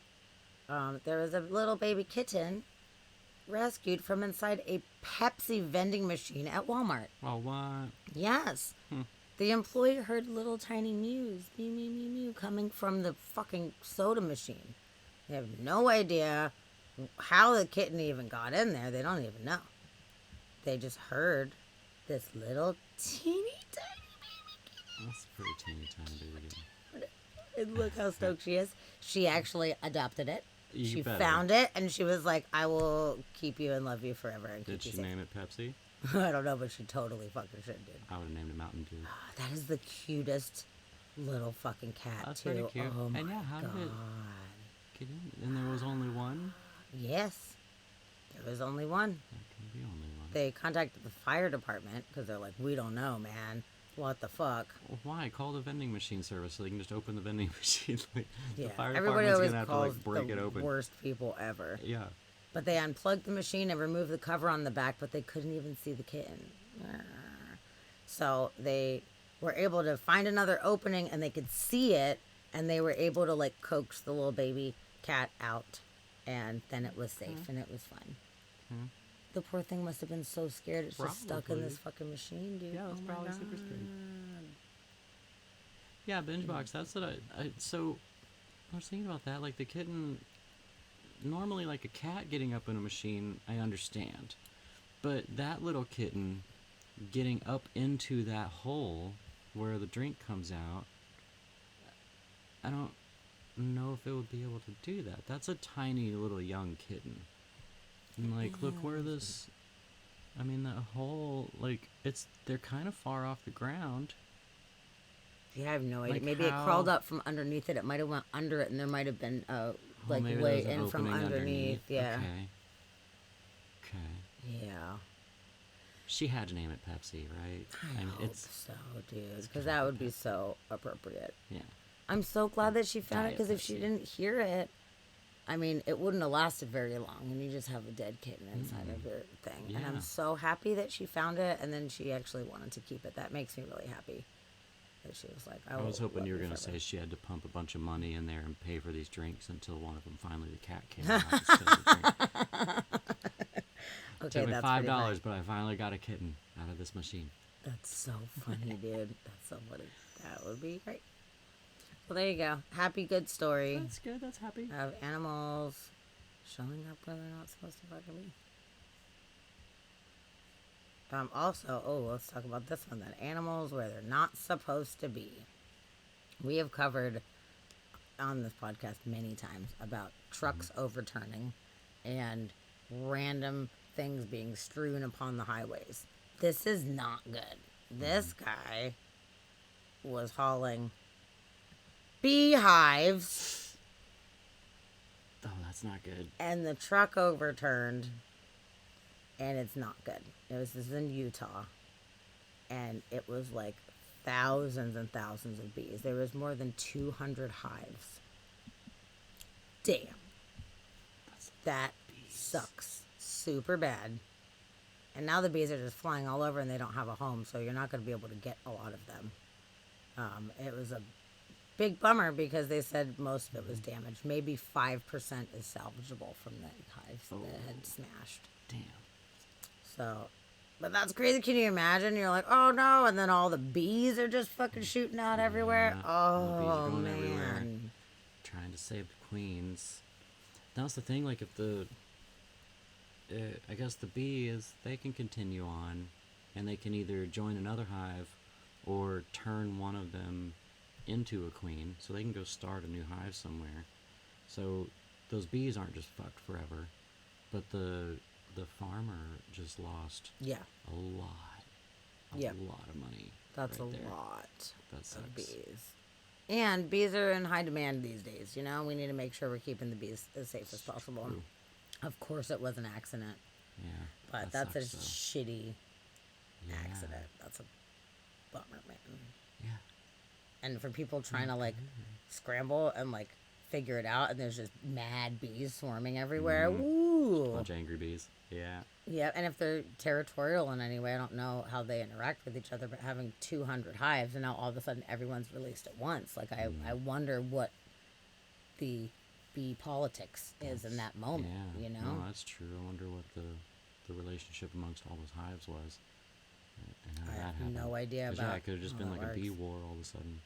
And how fucked up Yeah. for those bees? Like, they don't know what's happening. They're getting No transported idea. anyway, and all of a sudden they're in a wreck, and all these other bees are there, and they're like, fuck, it's a whole thing. Yeah. They don't know what's going on. High stress. It's a high stress Yep. situation. High stress for sure. So, I don't know. Obviously, a bunch of bees flew away Yeah, and then probably. hopefully found other bee families to live with or something. Like, I have no idea. I don't know. But that was a crazy thing to imagine experiencing. Yeah, that's that would really That was a messed up situation. suck. High stress for sure. Raining? Is it just raining? Sounds like it. Sounds like rain. Raining again. We were just not having summer, really. Not that Everybody much. got waxed. Yeah, it's a very sticky situation. It's a sticky situation. Okay, let's see. What is next? There's so many things. So many things. A lot of things. Oh, this will be cute since we're talking about animals. You Scar, need I'll see some what I rain can there, do. Scar? It's weird. Normally this time of year, it's dry. It doesn't really rain much at all during the winter, and it is 3. Mindy, that's funny. Also, Airbnb. Hi, Mom. that was a good entrance. That's really funny. Airbnb. I like it. Oh, I love it. I didn't even see you on our watching list. Is it on there? That's so No. funny. Yeah, it doesn't Oh, show yeah. up that you're watching You sometimes. haven't You popped sneak up on into me. It's good. the Twitter list yet. You're a ghost when it comes to Twitter. Twitter. Twitter, not Twitter. Twitch. I'm not even on Twitter. I'm not even... We were talking about Twitter earlier. So Twitter on the brain, I guess, Yeah. but Twitch. Yes, It's a yes, T. Yes, yes, yes. The other T. These social media platforms, I don't know Yeah. anymore. Okay, so next up, cute animal thing is, oh, check it out. This little bear uses its face as a paintbrush at the zoo. Yeah. That's fun, right? Yeah, they were trying to do some little like paw print art. Look at it go. So they poured some paint on the floor and they were like, oh, this will be fun. Maybe you can put like colorful paw prints around and we can sell them for future fundraisers. And this bear was just like, I'm gonna use my face, and they named him Bear Picasso. Oh, And it's the- a her. Her name's Fern. Her. All right. Yep, and it's non-toxic, so it's totally fine. Okay. But apparently she got super into it and just decided to. It just like rubbed her face all in it. Yeah. Okay, yeah. Can you make a paw print, please? Well, no. I'll do a face print though. Aw. Yay. Yeah, that was pretty cute. It's so cute. Maybe she just wanted her hair to be dyed. Maybe. Like, I always wanted green hair.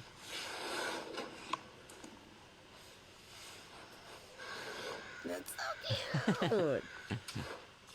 That's really funny. Why would that be a thing? Oh, cute. That's pretty. Very pretty. Like, don't I look beautiful? What are you like? Cute, cute, cute, cute, cute, cute. Do I look like a lady of the night? Cute, okay. Aw, yeah. I thought it was pretty cute. Paw prints. Oh, speaking of alligators and Chid, tell me, since you're a golfer, how would you react if an alligator just came up on you while you're trying to take a shot? What would you do? Would you just chill? Like this guy totally was super chill and the alligator was like real close? Would you run? Would you casually saunter in the other direction? Like, You got I a did- zigzag. I didn't it's know. It's a zigzag. if it's chasing after you. Yeah. This he wasn't necessarily Chasing or chasing not, him. whatever. Yeah, I'm zigzagging. I'm just always zigzag. Just in case. So let's see. I waited for you guys to watch this video, so let's see how it goes.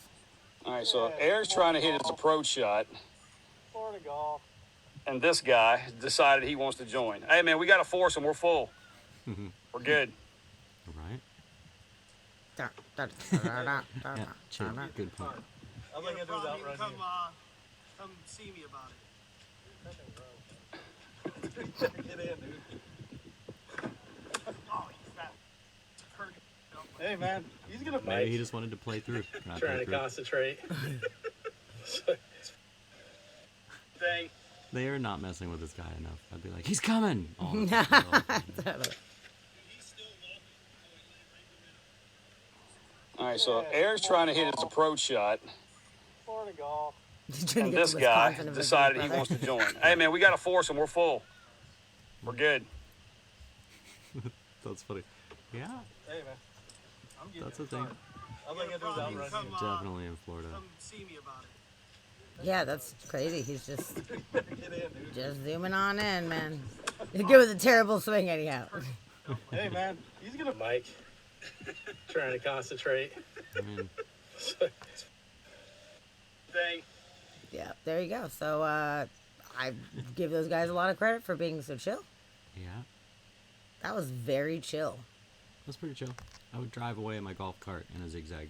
Yeah, formation. I mean, I wouldn't like freak out because it's not necessarily like being aggressive, but I would be very on alert. I would not turn my back like that guy just turned his back like Well, that. his Like, friends huh? were watching, you know. But that thing could run fast, man. Bam, bam, bam, bam, bam. Like, like no. And I I'm would sure not. they would be like, he's coming. Which somebody should have said anyway, right when he swung. Oh, for sure. Totally. Steve Perry. Oh, Lord. Right. We're gonna let you loose on a golf course and let you chase people down. So this is a pretty neato story. This dude in Virginia had a dream about some ridiculous lottery numbers. Okay. And he went, used the lottery numbers, and fucking won $250,000. What? Yes. He was one away from like the main like Powerball win or whatever. But his numbers. So okay, yeah, he would have got $1 million if he had the other one. $2 for the ticket, $2. And the numbers were 13, 14, 15, 16, 17, 18. He only missed the bonus ball, 19. Wait, those were the numbers? Yes. This shit's rigged. Are you kidding me? That's not right. That's super weird. What are the odds? What are the odds of that? It's crazy. Yeah. But he dreamt it. He had a dream that he should play these ridiculous numbers. Yeah. He went in and was like, oh, I'll put $2 in, and he totally won. Isn't that weird? That's really weird. So weird. And he only missed the bonus ball, 19. So what did he put for the bonus ball? Like, which I wonder 13, 14, because 15, 16, 17, 18, 21.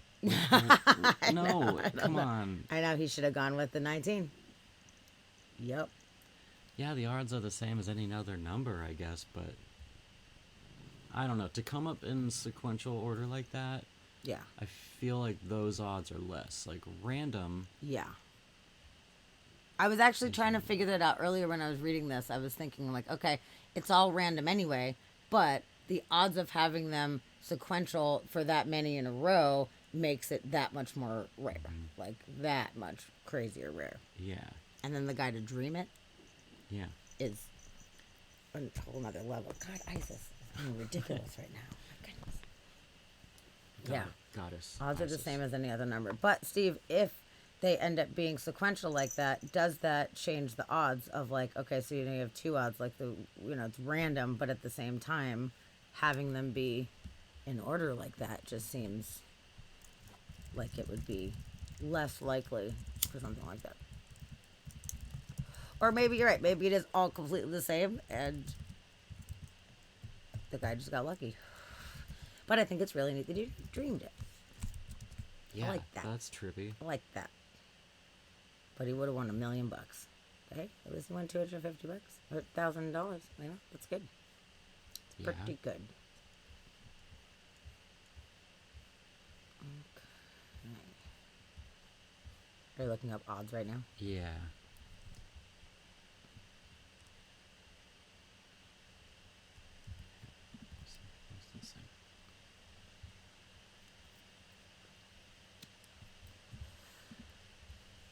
All right. Oh, we got another Florida thing.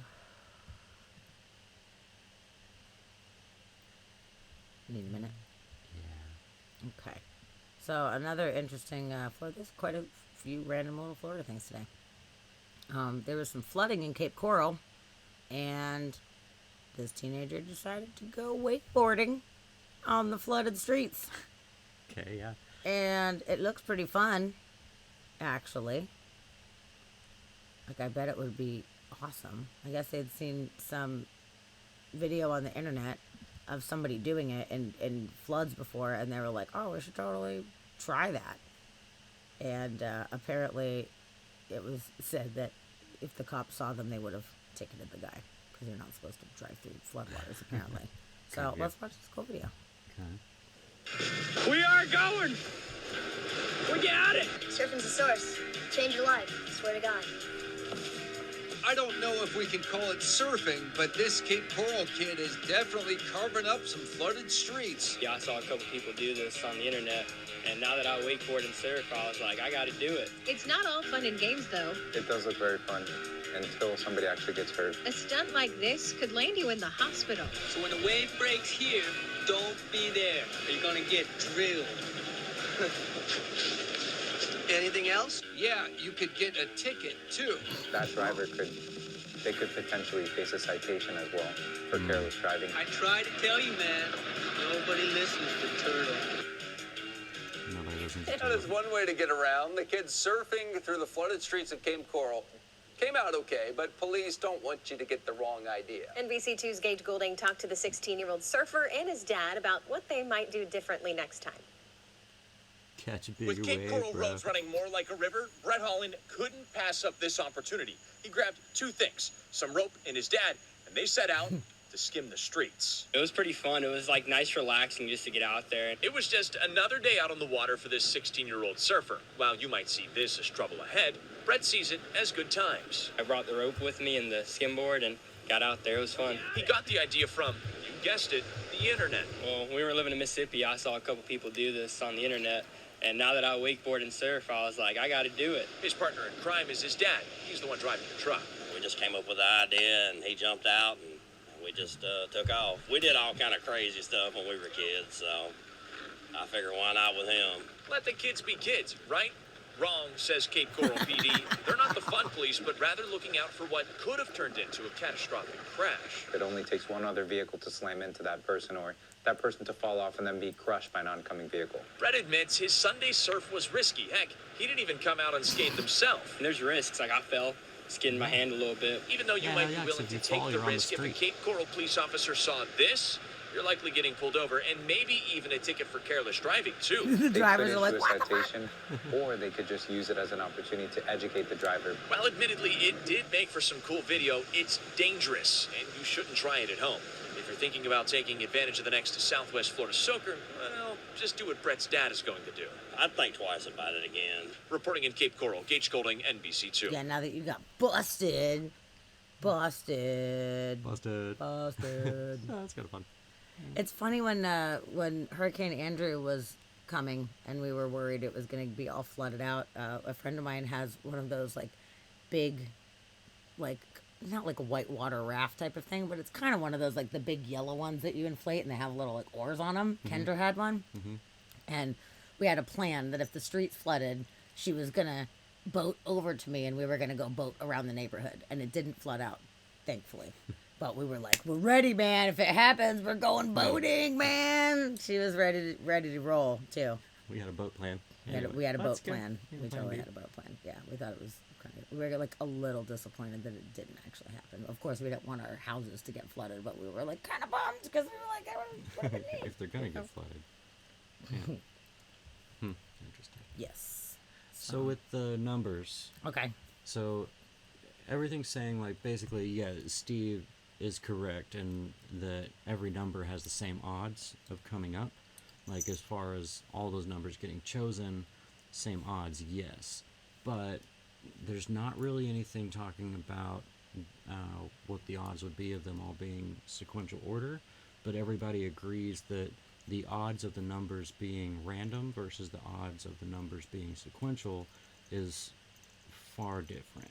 So every number individually has the same number of odds, but for it all to be sequential is exorbitant odds. Right, like that's out of all the times that the numbers have been pulled ever, it's a very small percentage that they end up being. Especially for all of them like that. Yeah. Like for every single one of them, out of 7 numbers that guy went through, and they were all sequential. Yeah. Like that's not really as common.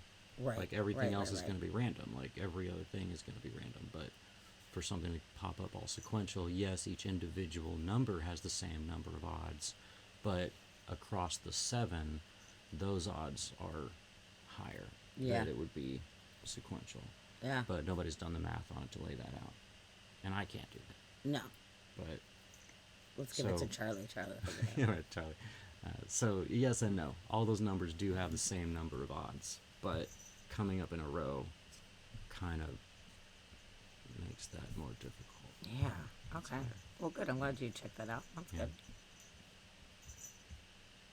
Because I was curious. I was thinking about it earlier. I was like, it's all random, but how common? It's very, very not common for that to happen. So therefore, the odds are adjusted. Yeah. Actually, wait. Here's another one. Okay. Jesus. Our cat's freaking out. Okay, while you explain that, I'm going to go to the bathroom real quick. Okay. Let's see. Well, I guess it doesn't give me basic probabilities, blah, blah, blah, blah, blah. For a completely fair, evenly weighed... Oh, that's a coin. Oh, man. I'm looking at Powerball odds. There's a bunch of math.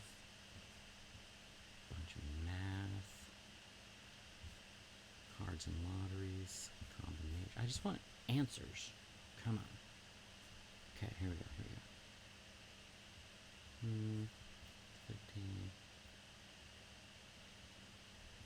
All these different ways.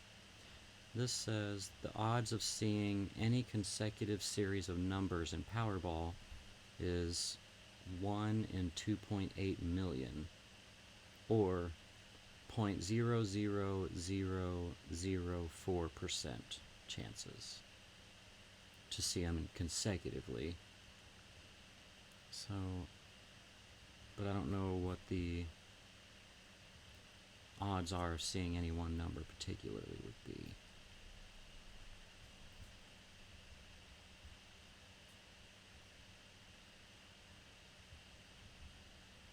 First 5 balls been drawn in order. We don't need to compensate for that again. Yeah. Okay.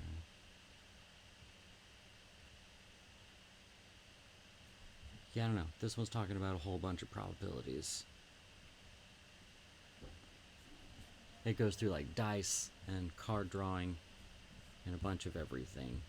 But with that many numbers, it comes out to 1 in 2.8 million is your chances. Yeah. Yeah. Yeah. Roll the dice and choose some numbers. It basically, yeah. So yeah, for consecutive numbers, 0.00004% chance of getting all consecutive numbers. Damn. In Powerball, or 1 in 2.8 million. Whoa. For consecutive numbers. But it doesn't say what the regular percentage, or like what the regular probability of a number coming up, like whatever number is. Huh? That's interesting. That is a very. But there's a lot of math involved in that. I know. That's why I was like, I wonder, and I was like, I'm not figuring it out. I don't. I don't know that. I have no idea. But cool. Yeah. Cool. Thanks for checking into that. Yep. Anytime. Okay. Next up, some ballsy shit right here. Man drives digger across tight ropes at a British theme park. What? Why would you do that? Alright, that's Isn't that crazy? Nearly 100 feet. And it was 13 feet in the air.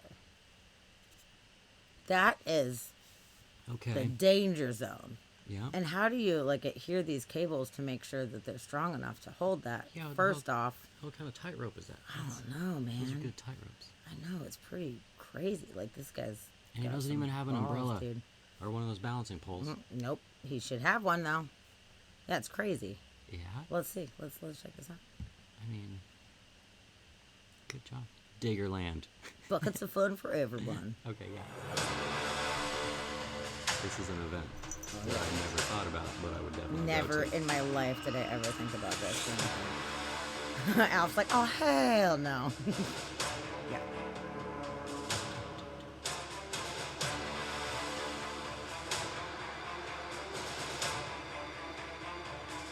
His arm is the balancing pole. I got this. I mean, if it goes, it's going off to the side. Like, the guy's not even wearing a helmet.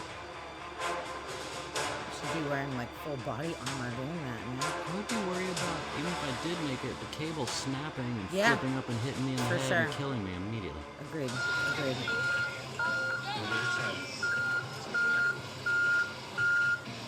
Easy. How long did it take him? And he's driving from one digger to another digger. Almost there. In 2012 at the Open Day, we were the first to run a digger completely underwater with me driving. You can look that one up on YouTube. Of course, you gotta have fun. 2012. Underwater digger. Actually, it's gonna flag me Oh, yeah, because tomorrow. of the. I might have already got flagged. We could get flagged.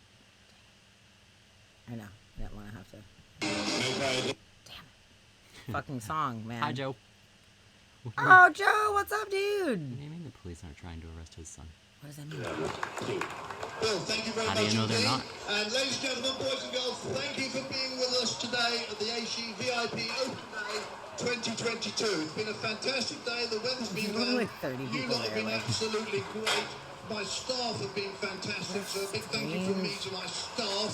And I'm glad you're I'd here, like you Joe. all to Thank have a you for safe coming. journey home. Thank you for coming today. Remember, as you're going home, you're not in a digger anymore. You're in a car. So safe journey home. Thank you very much, everybody. I wonder if there's any, like... Oh, yeah, there's... Amazing stuff ever. It's definitely a world first. 4 meters up in the air on the tightrope with a digger weighing nearly 2 tons. Quite nerve-wracking. Distance of about 30 meters. I'm not sure how long it took me. It felt like about an hour, but I think it was probably about 4 or 5 minutes. But yeah, done it successfully, and a big wow. Big thank you to everyone who helped me. We've done loads of stunts over the years, but I have to say this is probably one of the most challenging, certainly the most risky. Yeah, I didn't hear about that. Yes, we've had over 1,000 people here today. Anybody have any questions? Services, visit us here with their families and just have a great time at Diggerland. What was going through your mind when you were watching it? Could you sum it up in just one word? Could you use one describing word? Was it good? And Dad, bringing the kids out today, what's it been like today? What's been the whole experience? They've had a fantastic time. They love doing hook-a-duck on the diggers, digging holes, doing the go-karts, having nice competitions. We had a great day, haven't we, guys? Yeah. And sum up your thoughts while you were watching that stuff. What did you think? Well, it was definitely impressive and it was really surprising. It's crazy. Wouldn't have think it ourselves, but for you to do it, it's very impressive. Wow, Big Bucks, that is very impressive. Good on him. For maybe Hugh's next stunt, can you think of anything just on the top of your head? What maybe crazy thing he could do next with the digger? Well, I mean, if he's done this, it's quite, it's quite high up there anyway. So next, I wouldn't even know. Obviously, that's up to Hugh what he decides. But it's quite, it takes something to beat today. Yeah. When you were watching Hugh up on the digger, doing his dangerous stuff, what was going through your mind? It was really good. Can you think on the top of your mind what he could do next? Could you give him a suggestion of what he could do with the digger next? Go higher. Go higher. Yeah, those kids are like 13 feet. Well, yeah, it says that the guy was the chairman of a construction-themed amusement park in Britain. There is a construction-themed amusement park. Yeah, it's buckets of fun for everyone. So it says. What the hell kind of place is that? That's a weird one. Yeah, I don't know about that. I don't know. We should go next time we're abroad. I feel like we should go. I wonder what kind of stuff that they have there. I don't know. Diggerland. Diggerland. Yeah, we need to learn about Diggerland at the moment. And who's going with me? Let's see. Let's do some images. So you get to drive diggers, you get to dig holes. Okay. Probably have a bunch of different models of them that you can check out. Maybe they are like needing more people to get into construction out there, so they're trying to inspire the youth. Look at all these cool things that you can do. Maybe.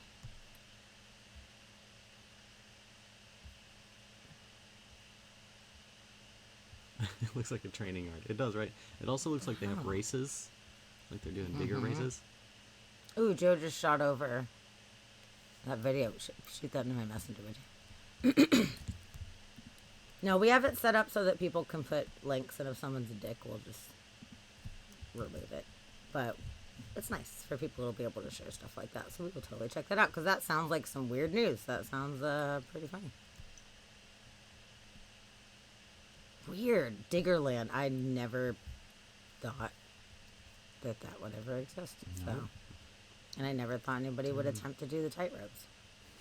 Yeah. No. Ever. But actually, Benjbox had a good point. That answers the question of how they kept it taut. It's the two huge tractors pulling against each other. Yeah, that makes smart. sense. That totally makes sense. This is true. But how did the cables hold? Like, those are strong cables, man. Whatever clasps they had on there. Did you send it over? Yeah. There we go. Okay. Gravedigger Land. Okay. Now cool. that is a Oh, theme park. Gravedigger Land. That sounds sweet. Okay, this is the one Joe just sent over. Dad's swinging backhoe. That's some state troopers. Let's do it. Hero Babbage Co. Oh my god. Yeah, Merc.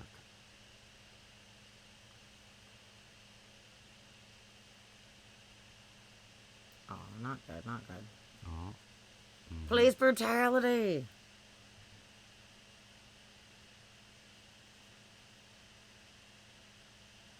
Damn. Oh, damn, dude.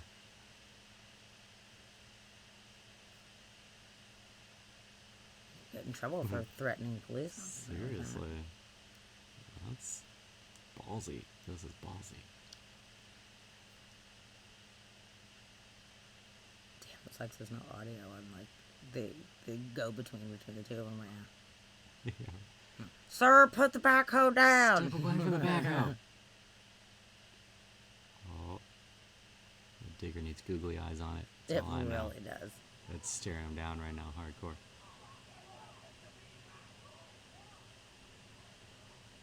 Oh, there's little audio.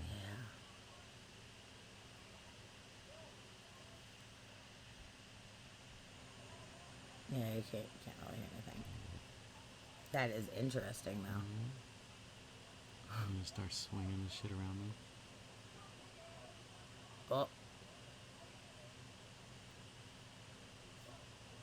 Oh, oh. Shit. Oh, shit. Step away from the All backhoe. available units. I've got 343 and 254 in a 1010 at 178. Whoa, man. Well, that was fucking crazy. I'm glad that you shared that. That Yeah. was fucking weird. That was some weird news right there. Yeah. We got him in a 10-10. They're in a 10-10. Damn, it's fucking 10-10. It's not good. Wow. Yeah. Oh, okay. Speaking of the coppers,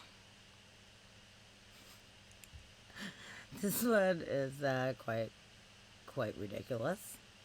There was a high-speed chase in Virginia. Okay. Virginia, yet again. Virginia. It's pretty weird, right? Something's going on in Virginia. Mm-hmm. So in this high-speed chase, this guy steals a car. He just stole a car because he was tired of walking. That was his original reasoning for stealing the car. He was tired of walking. Okay. Yeah. So the cops are like trying to get him. And apparently it took like some time, man. They ended up having to like go really fast, sometimes at 100 miles an hour. And it was a 40-mile police chase. Wow. This was 40 miles. Damn. And they caught him. Okay. And I'll turn it on so you can see too. His quote was, "I thought I was a time traveler because I was on drugs. I was not trying to hurt anyone. I was just trying to save my son." Yeah. Totally. I thought I was a time traveler. I was just trying to hit 88 mile per hour, man. That's a weird one, dude. That's It weird. said he attempted to run away, but the officers hit him with a taser and took him into custody. Mm-hmm. So he's obviously in trouble, but he didn't feel like walking, and he was a time traveler trying to save his son. It didn't even give any more information on, like, what do you mean trying to save your son? From what? Like, is it like a time warp thing where you're like, I have to go back into the past and save my son? Yeah. Like, I want more information on this one, and unfortunately there's not. It's a very short Yeah, I need thing. an interview with I that got guy. questions. Okay. But, yep. Got tired of walking. The Just reason trying for to save my Purdy's chase- son, and I'm tired of walking. Yeah. To do it. So And I'm time taking traveling. this car. I've got to save him from the future. This is so weird. I just was tired of walking, man. Like, I was just walking and walking. Can't expect me to just walk everywhere. There's a car. What do you want me to do? 40-mile police chase. That's a long That's a long way, man. That's crazy. Yeah. Good job. So I thought that was pretty fucking funny. Good times. Oh, okay. This one. Funny, not funny. This is a funny, not funny. Okay. You know, autocorrect fucked us up a lot of times. We were trying to say one thing and we end up saying something else. Sometimes it's funny. Sometimes it doesn't make sense. Whatever. Oh, This wasn't necessarily an autocorrect issue, but there was one word removed that changed everything. Okay. So there's Dunkin' Donuts in Rhode Island that was doing a promotion. And it's its 30th anniversary, and they were offering free coffee for a year to the first 100 guests that came in. Okay. That's pretty awesome, right? That's a pretty cool thing. Yeah. So this is in White Plains, New York, apparently. Well, it said the Rhode Island one. Okay, hold on. Oh, the offer was similar to the one from White Plains, New York. Okay, so Rhode Island's doing this thing. But the one in New York, accidentally, it did not say White Plains. The Plains came out. The Plains was gone. And, open to white residents. white residents. White Cranston residents. So, okay, I guess that they were adjusting. That makes sense. They were adjusting the ad. They had one in White Plains, New York, and then they just removed the name and then put the new city in. They were probably doing the same thing. Drop in Cranston. Yeah. And somebody forgot to drop But in. they didn't take white away. They took Plains away, but didn't take white away. So. Because it was supposed to be White Cranston. So somebody was editing it to be like, oh, instead of White Plains, we'll do White Cranston. So they deleted it. And then they didn't get to put Cranston in there. So it just said open to white Rhode Island residents. Well, no. No, it said Cranston, but White Plains. It said White Plains before, so they should have just erased White Plains completely, and it just said open to Cranston residents. Oh, Cranston residents. Oh, yeah, okay. yeah. It's the word Plains was what was not like it was out of context. Gotcha. I thought White Cranston was the name of the Rhode Island. No, they were just changing it. So no, they just left White. Yes. White Cranston. Yes. Yeah, she said it was a copy and paste and deleted the word Plains, but accidentally left the word white. In any case, dozens of people lined up at the Cranston location hoping to get your free coffee. All of them white. A black woman and a regular at the store was shocked to find out about the post, but she does believe it was an accident. It's too racially diverse in there. It's just not how things roll, is what she said, which is, I'm glad that they weren't like, what the fuck? They were like, there was obviously some kind of mistake with this one. Glad people still showed up and they were like, well, whatever, as long as I can get free donuts. And they tried to, to explain it, Sorry, we did not delete all the words. We are so sorry. But apparently this isn't the first Dunkin' location to come under fire for apparent insensitivity. So that's neither here nor there. True. But, yeah, so oopsie on that one. Oopsie. That sucks. Open to white Cranston residents. Bummer. PR nightmare. Sorry. Yeah, and I hope nobody got fired. There's a fucking accident, and then of course you explain, you're like, we're really sorry. That's not what we meant. That's not what we meant. That's funny. Yeah. Funny, not funny. Yes. Oh man. Okay. So okay, like I always seem to want to apologize for going into dark shit, but that's what we do.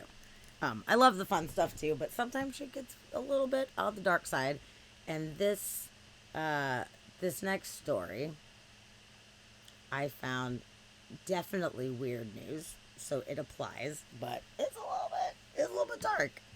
This dude was estranged from his father, and he died, and he made a hell of an obituary which was not very flattering of his father, and it's like kind of funny in the way that we're weirdos and we think shit like this is funny. I mean, the fact that he had a shitty dad, that's not the funny part, but the fact that this was actually put out there, like, to people, like, in the public forum, is pretty strange. So, we'll watch this little short video, and it kind of explains a little bit, and then I pulled up the full obituary for you to see. So, Dusty's coming back down, and then we'll play it as soon as he comes down. But, yeah, basically, one of the things that he said in there is that his dad's death is proof that evil does eventually die. Damn.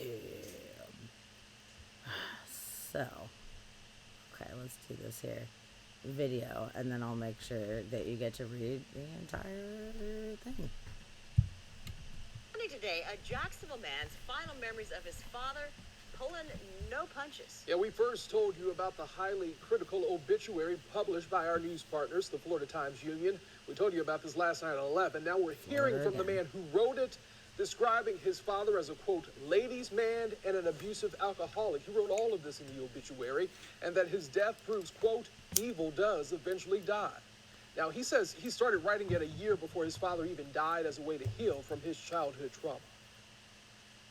Writing his obituary was a way for me to really cleanse myself and let that part of my life go. And I got a call from somebody in St. Augustine that found me and wanted to thank me for posting that because, you know, they had a similar life. And Lawrence Pfaff Jr. says his intention was not to bash his father, but to heal. So if you or somebody you know is the bashy. child of an alcoholic, there is help available. For a link to some resources and to read the full obituary for yourself, you can search for the story on firstcoastnews.com or on our First Coast News app. So now I will read the obituary to you. Okay. It's fucking crazy, this dude. Okay, here we go. All right. Lawrence H. Pfaff Sr. was born in Belmont, New York on April 16th, 1941. He passed away on June 27th, 2022, living a long life, much longer than he deserved. He is survived by his 3 children. No, 4. Oops, 5 children. Well, as of 2022, we believe there's one more that we know about, but there could be more. His love was abundant when it came to himself, but for his children, it was limited. From a young age, he was a ladies' man and an abusive alcoholic, solidifying his commitment to both with the path of destruction he left behind, damaging his adult children and leaving them broken. Lawrence Sr.'s hobbies included abusing his first wife and children. He loved to start projects, but never followed through with any of them. He enjoyed the life of a barfly for many years and had a quaint little living space studio above his favorite hole in the wall, the club, Nashville. Lawrence Sr. did spend over 20 years in the NYPD, but even his time in service was negligent at best. Because of his alcohol addiction, his commanding officer took away his gun and badge, replacing them with a broom until he could get his act together. He just didn't give a fuck, this guy. Lawrence Sr. did claim to be clean and sober for over 30 years, but never worked any of the 12 steps, including the 8th and 9th steps with his children, making amends. He possesses no redeeming qualities for his children, including the ones he knew and the ones he knew about. It will be challenging to miss Lawrence Sr. because he was narcissistic. He was incapable of love. Lawrence Sr.'s passing proves that evil does eventually die, and it marks the time of healing, which will allow his children to get the closure they deserve. Lawrence Sr. can be remembered for being a father to many and a dad to none. Wow. Whoa, Wow. dude. That Holy shit. is a brutally honest obituary. I know. I thought that was crazy that obituary was published. Yeah. First off, like, wow. They just let him have it. But I never heard anything like that before. I was like, don't be a holy shitty person shit, because dude. people will tell the world eventually. Yes. Wow. Yeah. payback is a bitch. Definitely. Janaya, hi. And Janaya, hello. Welcome. I'm glad you're here. You came in during a very bizarre Very. news story there. Very odd story right there. It was the But weird one. Glad you're here. Yeah. But yeah, payback definitely is a bitch on that one. Apparently, he was a shitty dude. And he was like, Guess so. okay, well, guy's he like, has wow. zero redeeming qualities. Yeah. Oh, fuck. He's a terrible man, and he's That dead was and like, gangster, dude. That was okay. so gangster. He's like, he had 3 children. No, 4. Oops, nope, 5. Actually, we don't even know how many there are. Like, whoa, man. Yeah. That was crazy. Yeah, Joe, that was Yeah. man, just Dad twisting to that many, knife. father to none. Fuck. That is roughy. And the ones that he knew and the ones that he knew of. Like, Yeah. okay. Yeah, who even knows? I don't know. That was crazy. I kind of wish he sent it to the dead beforehand and be like, when you died, just When you died, no. yeah. You know, but apparently not. But I hope it did help him to heal. I really do hope that made him at least feel a little bit better about that. I'm sure as soon as it got published, he at least chuckled a little bit and was like, yeah. There it is. Boom. Tell the world this guy Done. sucks. Yep. There you go. Okay. So that was weird news. I had to share it. I know it was a little bit dark, but it was like, you got to know. Dark but good. Okay, I we're like the gonna. dark oh, funny. shit. Hold on. I'm trying to pull this thing up, and there's a fucking ad over it, and I can't make the ad go away. Hold on. Fucking ads, always ruining everything. Okay, so we love to talk about the national holidays of the day. Oh, yeah. Usually, there's a lot more of them, but there are 2 today. Oh, really? That's it? There are 2, in fact, today.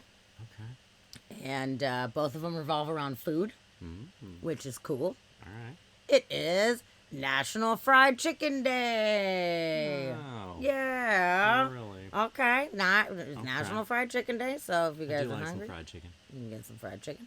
I could handle a fried chicken sandwich right now. I know that sounds pretty fucking good. I know there's only 2. It's weird. Maybe fried chicken and waffles. Fried chicken. Oh, there could be a whole day just for that. Yep. I would What celebrate if that. it was like waffle sandwich with chicken? It was like a chicken sandwich with waffles as the bun. I've had that before. Really? Yeah. Where's that at? Why are you there right now? I don't remember where. Actually, Chili's. What? Had the similar thing. The chicken and waffles at Chili. Well, that wasn't. Wait, that one wasn't sandwiched. That one wasn't sandwiched. No, but I have had a sandwich with that before. And it's real good. Sounds good. Real good. Sounds Yep. good. I know we need that more often. We can make that. We can make that. We can make it happen. So, yes, National Fried Chicken Day. And then also National Hand Roll Day. Those sushi hand rolls. Oh, like the sushi burrito things? No, it's a traditional, it's a cone. It's a cone shaped where you have the nori on the outside and then you have the rice and the fillings on the inside.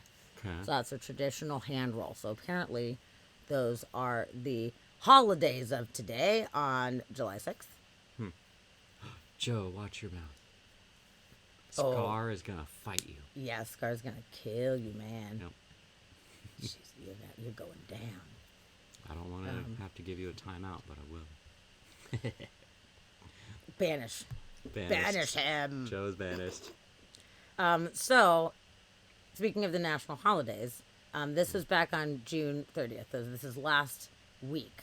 But I found it an interesting enough one that I wanted to bring up with you guys. So, June 30th is Asteroid Day.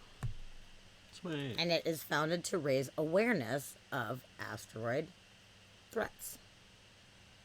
So that's good, I guess, to bring awareness to that. Everyone be aware we could die. Yes. Okay, good. It was founded in 2015 by scientists, including the Queen guitarist Brian May, which is pretty neat, to raise awareness of the potential threat asteroid impacts could pose to the Earth. It was co-founded in 2014 by Brian May, who's an astrophysicist, along with 2 other people who I can't really pronounce their names, but I respect them. One of the other guys, he directed 51 Degrees North, which depicts a fictional asteroid strike on London. And he became acquainted with May when the musician was hired to compose a score for the movie. That's pretty awesome that they're both scientists and or maybe the other guy wasn't actually a scientist and he was just the director, and then Brian May was the scientist. That makes a little more sense, I guess. But basically, they were like, yo, we should totally bring attention to it and try to raise some money towards the detection of asteroid threat, which I feel like is a good thing to invest money in. And then the other guy was an Apollo 9 astronaut. So they officially created Asteroid Day, which is pretty neat. And they did it on June 30th, which is interesting because that is the anniversary of the Tunguska asteroid that impacted over Siberia, that blew up and fucked everything up super hard. Mm-hmm. So they did it that day to kind of commemorate That's a pretty good day to pick. that. Yes. Okay. Yes. Oh, yeah. Steve Scott, Don't Look Up. Best fucking movie ever. Yeah. Too real. It was too real. It was so good. It is one of my new favorite movies ever. If any of you guys have not seen Don't Look Up, please go on Netflix and watch that movie. It's the best. It is my new favorite. Yeah. So there you go. So next June 30th, everybody be aware, it is Asteroid Day. And it is only a matter of time until we have another substantial impact and we all fucking die. So there's Brian May. There you go. Da-da-da-da. He dyed his hair to look like an asteroid. That's good. Blue Realm. So many scary, deep visions of cataclysmic destruction. Sometimes I have a hard time thinking about deep space and unbounded energy and matter. Does anyone have that feeling? Yeah, I mean, totally. But I guess that's part of the reason I like thinking about it is because it's one of those things that's just so big and hard to comprehend that it bends my brain, and I like that. Just the stuff that I will never be able to understand is the things that I want to be able to think about for a long time. But it's scary, and it's just, you know, it is. There's 6 million ways to die type of thing. I mean, based on that, I feel like that's like a 2-part thing there. There's like the scary deep visions of the destruction, which I do think about frequently. Absolutely. I'm very like hyper aware of how fragile that our planet is and how fragile that our life is on it. And there's like a million different possibilities of how it could go down at any given moment. And I'm very aware of those things for sure. But thinking about deep space and unbounded energy and matter, that I do not have a hard time thinking about. Like that, I'm with Dusty on that one. Like that's inspiring to me. I love thinking about, you know, how gigantic that everything is and trying to figure out how to make a map of that in my mind and how to understand it as best as possible. Like that's super inspiring to me. And it's very large and it's overwhelming sometimes to try to think about the scale of the universe. But that's inspiring to me. But the other stuff, you know, just thinking about how, you know, so many different methods of destruction at any given moment could happen. I feel like as long as I can remember my entire life, I've always thought like that. And I'm not a paranoid person. I'm really not. I'm not like a anxious or paranoid person at all. I'm actually super chill, but I just have always realized like we're on borrowed time for a million different reasons. True. And actually, Happy Time Apocalypse, which is our art collective, one of the cool things when we first started the art collective was we told all the members to choose an apocalypse. Like, what do you vibe with the most? As far as there's so many countless endless ways that this earth could just completely destroy itself or humans could cease to exist. So what is the option that you kind of vibe with or that you feel like is the most likely to happen or whatever? And it was really interesting seeing what people picked. And mine, speaking of asteroids, that was my pick, actually. My apocalypse pick was like asteroid or comet, you know, interaction. Yeah. I guess is the best way to put that. Impact. Yes, Yeah. that's the right word there. Yeah. So that's the one I think that's the most likely. I don't know, you know, how long it's going to be. So we might completely fuck ourselves over and destroy ourselves before that happens. But that's an inevitability that we don't have any recourse on. We have no way to avoid that. I mean, we've all seen Armageddon and Deep Impact. It doesn't work. It doesn't work, man. You know. Work. Well, just blow it up. Not happening. Yeah. And then your apocalypse.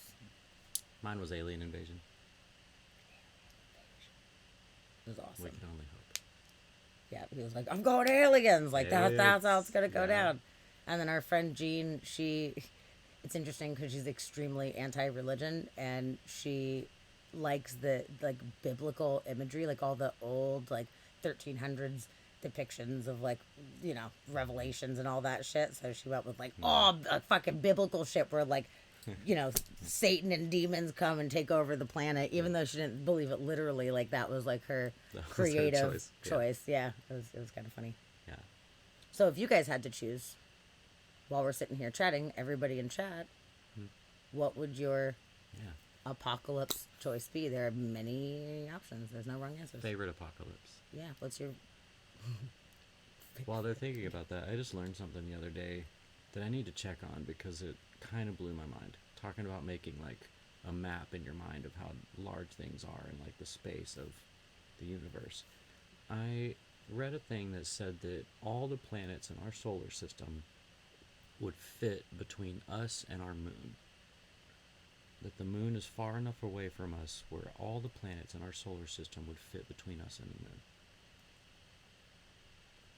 And they laid it out and said that the moon is like however many miles away, and all the planets, the width of all the planets, not counting Saturn's rings, so like the planet itself. Okay. But all the planets would fit between us and the moon. And I was like, that is really interesting. Shocking. I mean, the moon is not close. We know that, but I mean, Saturn and Jupiter especially. Yeah, they're giant, right? They're giant. Mm-hmm. That's what I was like. Okay, I'm gonna have to do a little check on that to see if that is correct, because I have skepticism on that one. Not that I'm disregarding what it is that you read, but I feel like it was something I scrolled by on Instagram, and I was like, what? And then I kept going. But interesting. You never know. Joe, don't give her an Applebee's hug. That'll be the end of the world. Applebee's and Chili's meeting will be the end of the world. Okay, Joe says mold spores choking us all. That is oddly specific. Mold spores. Is there any reason why you feel passionately about mold in general? Interesting one. And then Alf says nuclear will happen before asteroids. And I definitely think you could be right on that one. That could happen any fucking day. But also an asteroid could happen any day too. Man, we never know. We're just rolling the dice every day, every single day. We're rolling the dice. Don't forget it. Live your life. Enjoy your life. Yeah. Have fun. Eat the extra cookie or whatever, man. Enjoy your life, because you never know. Get dessert first. Nukes could start fucking going off, man. All of a sudden they're like, oh shit, there's actually an asteroid coming that we just detected. You've got a month, or you've got 3 weeks, or whatever. They found that one that was like 10 hours before it whizzed by us or whatever. Oh, yeah, I was like right there. You never fucking know. There's a thing. Oh, it's not. They couldn't even track it because they didn't know. Yeah, that was crazy. That was real close. Yeah. Oh, the close one. It's been a human summer. Yeah, it's true. This is true. Better clean behind your couch. The movie Making a Friend at the End of the World would be my choice, as long as when it hits me, it's instantaneous. Making a Friend at the End of the World. I don't know that movie. Interesting. Was that the one with the one guy, 40-year-old virgin guy, and Steve Carell? Steve Carell. Yeah, and Keira Knightley. Yeah. Oh. And they made friends right at the end of the world. I didn't see it, but yeah. Oh, I should check that out. That sounds kind of fun. Yeah. Yes, near-Earth objects. NEOs, man, it is really scary. It's legitimately scary. Like, we have the technology to see as much as we can, but we can't watch the entire region we can't at see them one because time. They're dark. And we can't see them because they're dark a lot of times. So, really, we're lucky that we have not had a massive impact in quite some time. It was 1918 or 08 was. Oh wait. Okay. Was the Tunguska, and that's crazy because thank goodness it was in Siberia, in uninhabited regions, because it fucked a lot of shit up really bad. It flattened so much. Oh man! And if that would have happened over Europe, especially, be not good. So you just never know. We're just sitting ducks, man. We're sitting ducks. Yep. It's crazy. Much. Joe, if the world's ending, we should definitely hang out. Yes. We'll make that a point. Yes, I would love to hang out with you for sure, man. So I sent you a link. Did you? Okay. Yeah. Turns out it's true. It is? It is true. No way, dude. Okay. Let's talk about this here. All right. Average distance between the Earth and the Moon is 384,000 kilometers, or 238,000 plus miles. Okay. That's very large. You could fit all the planets between Earth and the Moon. Oh my God. And this is on Science. What? Universe Today. Yeah, there was a bunch of stuff that popped up, and even Google just had a thing about the math of it that popped up immediately, where it was like, this is, the size of all the planets, and this is how far it is between Earth and the Moon. And yeah, and someone said I thought it'd be a good idea to double check the math just to be absolutely certain. Yeah. Pulled my numbers from NASA's Solar System fact sheets. Okay.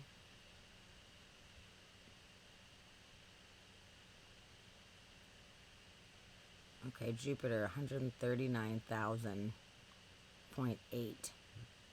They don't count Pluto, so I don't know if Pluto would ruin it. Pluto's so tiny. But it's super tiny. No, it's like, I would be surprised if that made a big difference. Oh, so that gives us 4,392 kilometers to spare. Oh, you could fit Pluto, it says. We could fit Pluto into the slot. Yeah, it's around 2,300 and kilometers. We could fit one more dwarf planet in there. Not Eris, but another dwarf planet. What? No way, dude. Yeah. Isn't that trippy? I never would have imagined that. I mean, the moon's far away. Yeah. But all the planets, like... That's crazy. Yeah, Jupiter and Saturn are giant. Like... Yeah. How is that true? Wow. It's farther than we think it is, I guess. Shit. Yeah. Joe, I've changed my mind. Dude, Joe, with your fucking Sarah McLachlan. Oh my God, you're killing me. You're so funny, dude. Yeah. Fired. Jania's on my team. Thank you. Team Pluto as a planet. Not. No. He's not. I will always count Pluto in our planets. He's on my team, not your team. You read it wrong. I read it wrong. Dusty hates Pluto. Opposite team.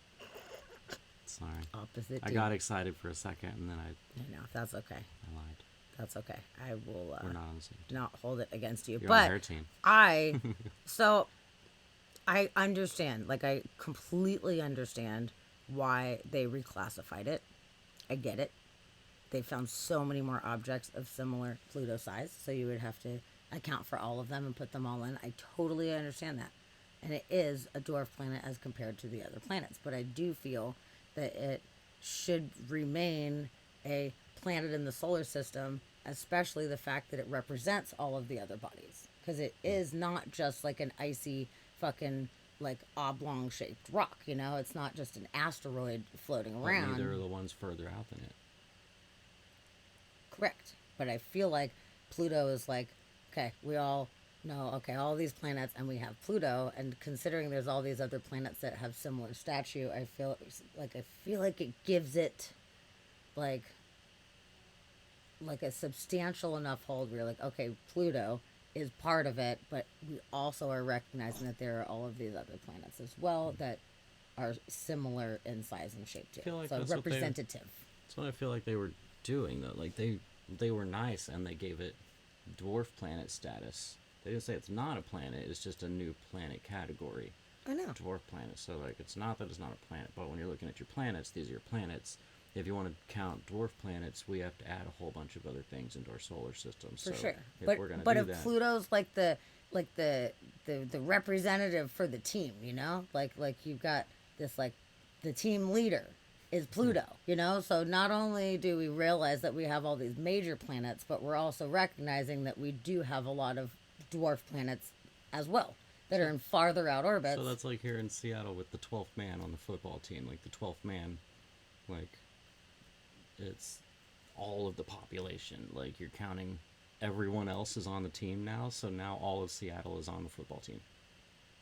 Is what that would mean. No. That's exactly what that is.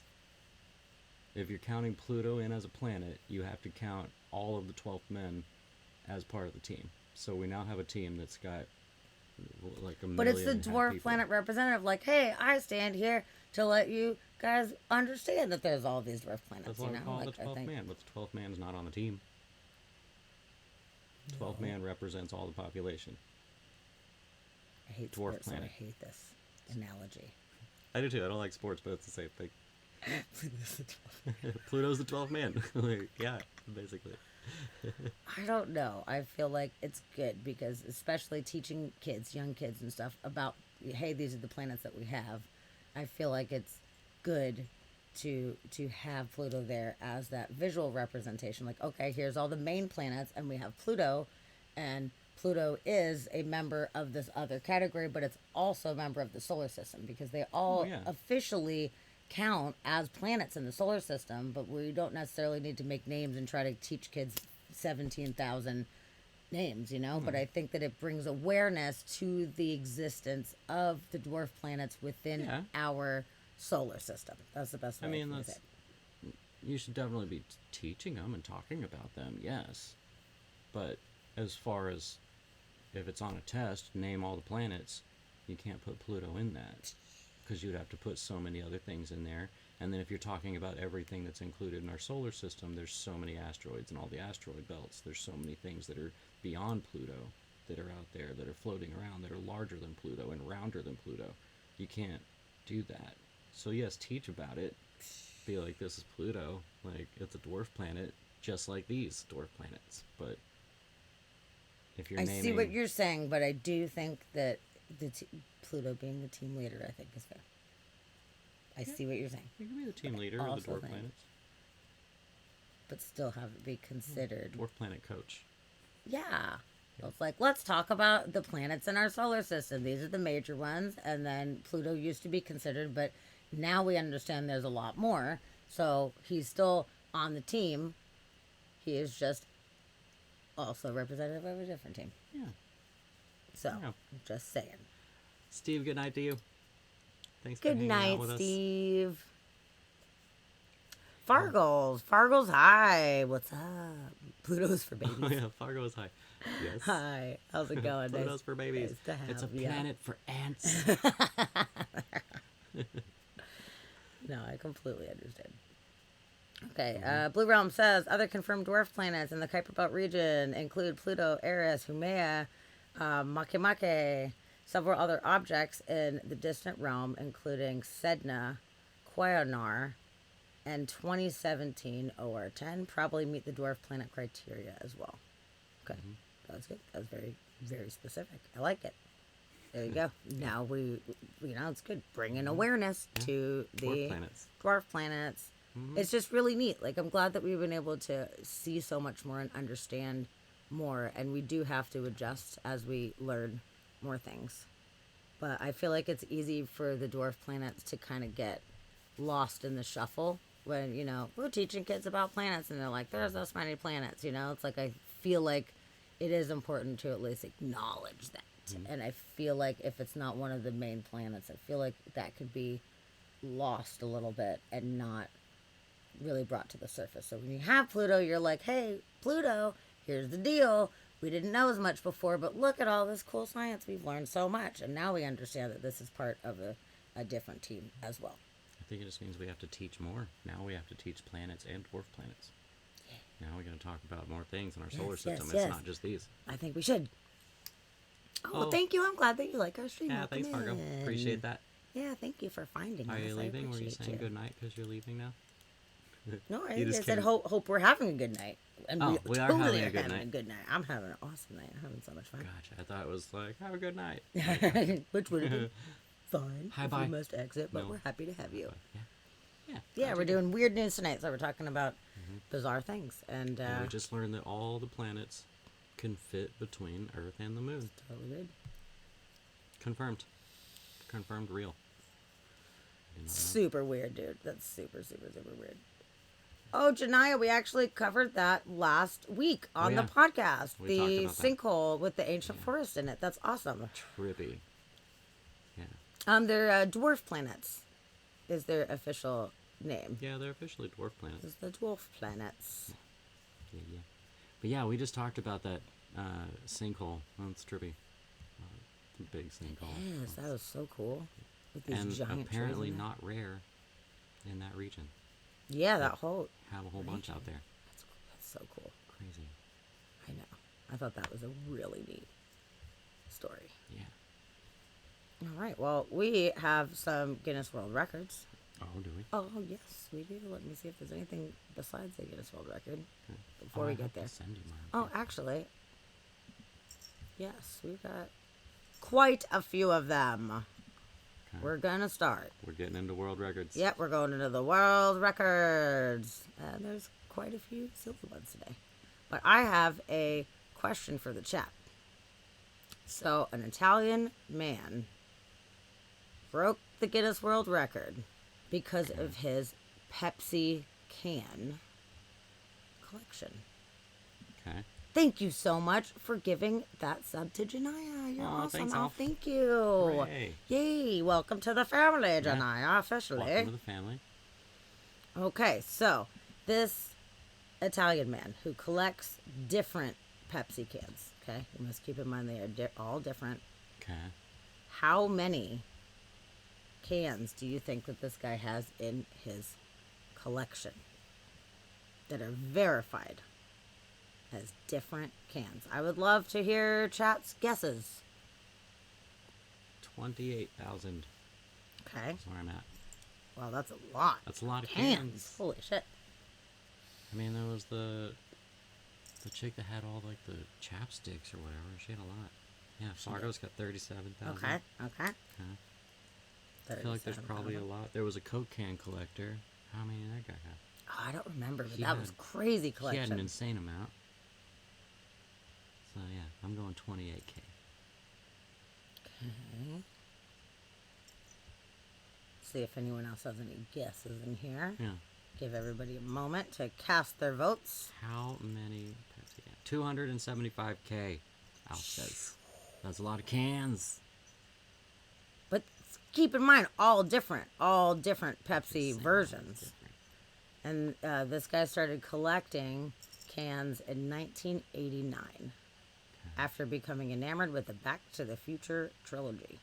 And they collected items related to the films, including a futuristic can of Pepsi Perfect from Back to the Future Part 2. That's what started the whole thing. Okay, Janiyah's got 5K. Okay. Okay. So, this collector, Calvetti, says he owns cans from 81 different countries. And the oldest dates back from 1948, and that was the first year the beverage was sold in a can. Oh. So the answer is 12,402 different Pepsi cans. Okay, so I overshot a little bit. And that's okay. That's still a lot. It's still a lot. of It's cans. still a lot. It's a lot. Janiyah was the closest without going over those. So Yeah. good job, Janiyah. Janiyah. So let's see this video. I'm sure they'll walk us through some of their favorites and stuff. It'll be fun. Hello, my name is Christian Cavalet and I own more than 12,000 unique Pepsi cans. Come with me. The basement is filled with shelves. I made to store all the cans and they are divided by country. For example, in this area we have the European, and on this side we have the Asian cans. And they are, among the country, they are chronologically ordered from the old one to the newest one. Wow. Pepsi Cola was founded at the end of 19th century by a pharmacist. Actually, it was sold as a remedy for stomach disease. Therefore, the name Pepsi from pepsin, which is an enzyme contained in our stomach. This is the very first Pepsi can ever made in 1948. It's called Cone Top because of its shape, and it's closed with a crown cork cap, because at that time cans were filled on the bottle production lines. And then during the 60s, they changed to almost the size we know nowadays. This is a prototype Pepsi can made in the 60s. It's called swirl can because of the shape of the can that's itself. cool shape. This is another limited edition Pepsi can. It's the half-liter resealable can made middle of the 80s. This is the so-called space can. It's a 1985 can made in the USA. It's a reproduction of the can that was sent in the space on the space shuttle. It has a very special and unique pressurized system just to allow the people to drink the soda without gravity. I received this box with Pepsi cans from another Plain collector from Toast, Canada 2 days welcome ago. So we are in, now and going to thank open you for it the and check what's resub. inside. Woo. Yeah, very well packed. Thank you so much. Oh shit, close to a hype train, 30 seconds. We're close to a hype train. Late 70s If anybody 80s from wants to Canada. resub or It was throw a some very bits strange in, we will opening get a system hype they train. developed just in Canada, where you push a button and the other part opens so you can drink it. 20 Very nice old can from Ooh, the lady! early Ooh, 60s. yes! Oh, lady, you did it. Lady Bangkok. triggered it! They were Okay. normally made for collecting So- money for charity. or- Okay, we're pausing. Okay, thank you everybody for making that happen. So, we're pausing this. We got the idea. 12,000 Pepsi cans. What we do during a hype train is, as long as the hype train's going, we take suggestions from the chat of weird shit for us to look up. If you have any weird things you want to do, an image search on anything weird. If you have a story or an article you want to send or whatever, we can do it. We can totally do it. So, fuck yeah. Yeah, Thanks, Plain Toast. Put in your weird requests, and we'll search. Yeah, feel free anything you to. feel like we should be looking up. Yep, we're down. We are here for you. So if you got anything funny, like nothing that we're gonna have to sit and read like a million things, you know, something that we can kind of get in and out quick. So let me know. We learned about brainbows last time, and the mapping of the neural pathways that look like rainbows in the brain. And that was super cool. Rabbit hole there. Electric eels. Oh, it's gonna be awesome. electric Let's do videos of electric eels because that sounds badass. Yeah. Oh, thank you, lady. You're awesome. Oh, thanks, lady. Okay, let's do this one. Yes. Check Shark out this flying electric eel. Dude, thank you so much, everyone, contributing to the hype train. We just completed level 1. So now we have even longer. In murky tributaries of the Amazon River, one of South America's apex predators uses what could be the strangest hunting tactic of all. Yay, Fargo, now you got a sub. Welcome to the This family. 6-foot-long animal produces what almost no other animal can conjure. Big A fucking eel, killing man. shock of electricity. Known as the electric eel, it's a unique creature, more closely related to a catfish than an eel. Really? Did not know that. Yeah, I didn't know that. Why are they called electric catfish? What the fuck? Yeah. That's weird. Doesn't even look like a cat. I want to watch it get all zappy. First, it produces a small electric field, sensing distortions in it to navigate and to find other animals. These fish have no idea that their heartbeats and muscle action are drawing a killer closer. The electric eel probes likely hiding spots. If anybody else has any suggestions, The feel free eel to is not throw going to them rest until it's eaten. in the chat. Yeah. You know, weird suggestions. We'll look that up. Sensing prey, the eel flushes it out into the open and delivers its death blow. Oh, death blow. Dun, dun, dun. 500 volts, enough to stun an adult human. Damn, dude. Oh, it that's just was like, gangster. made it. Nice.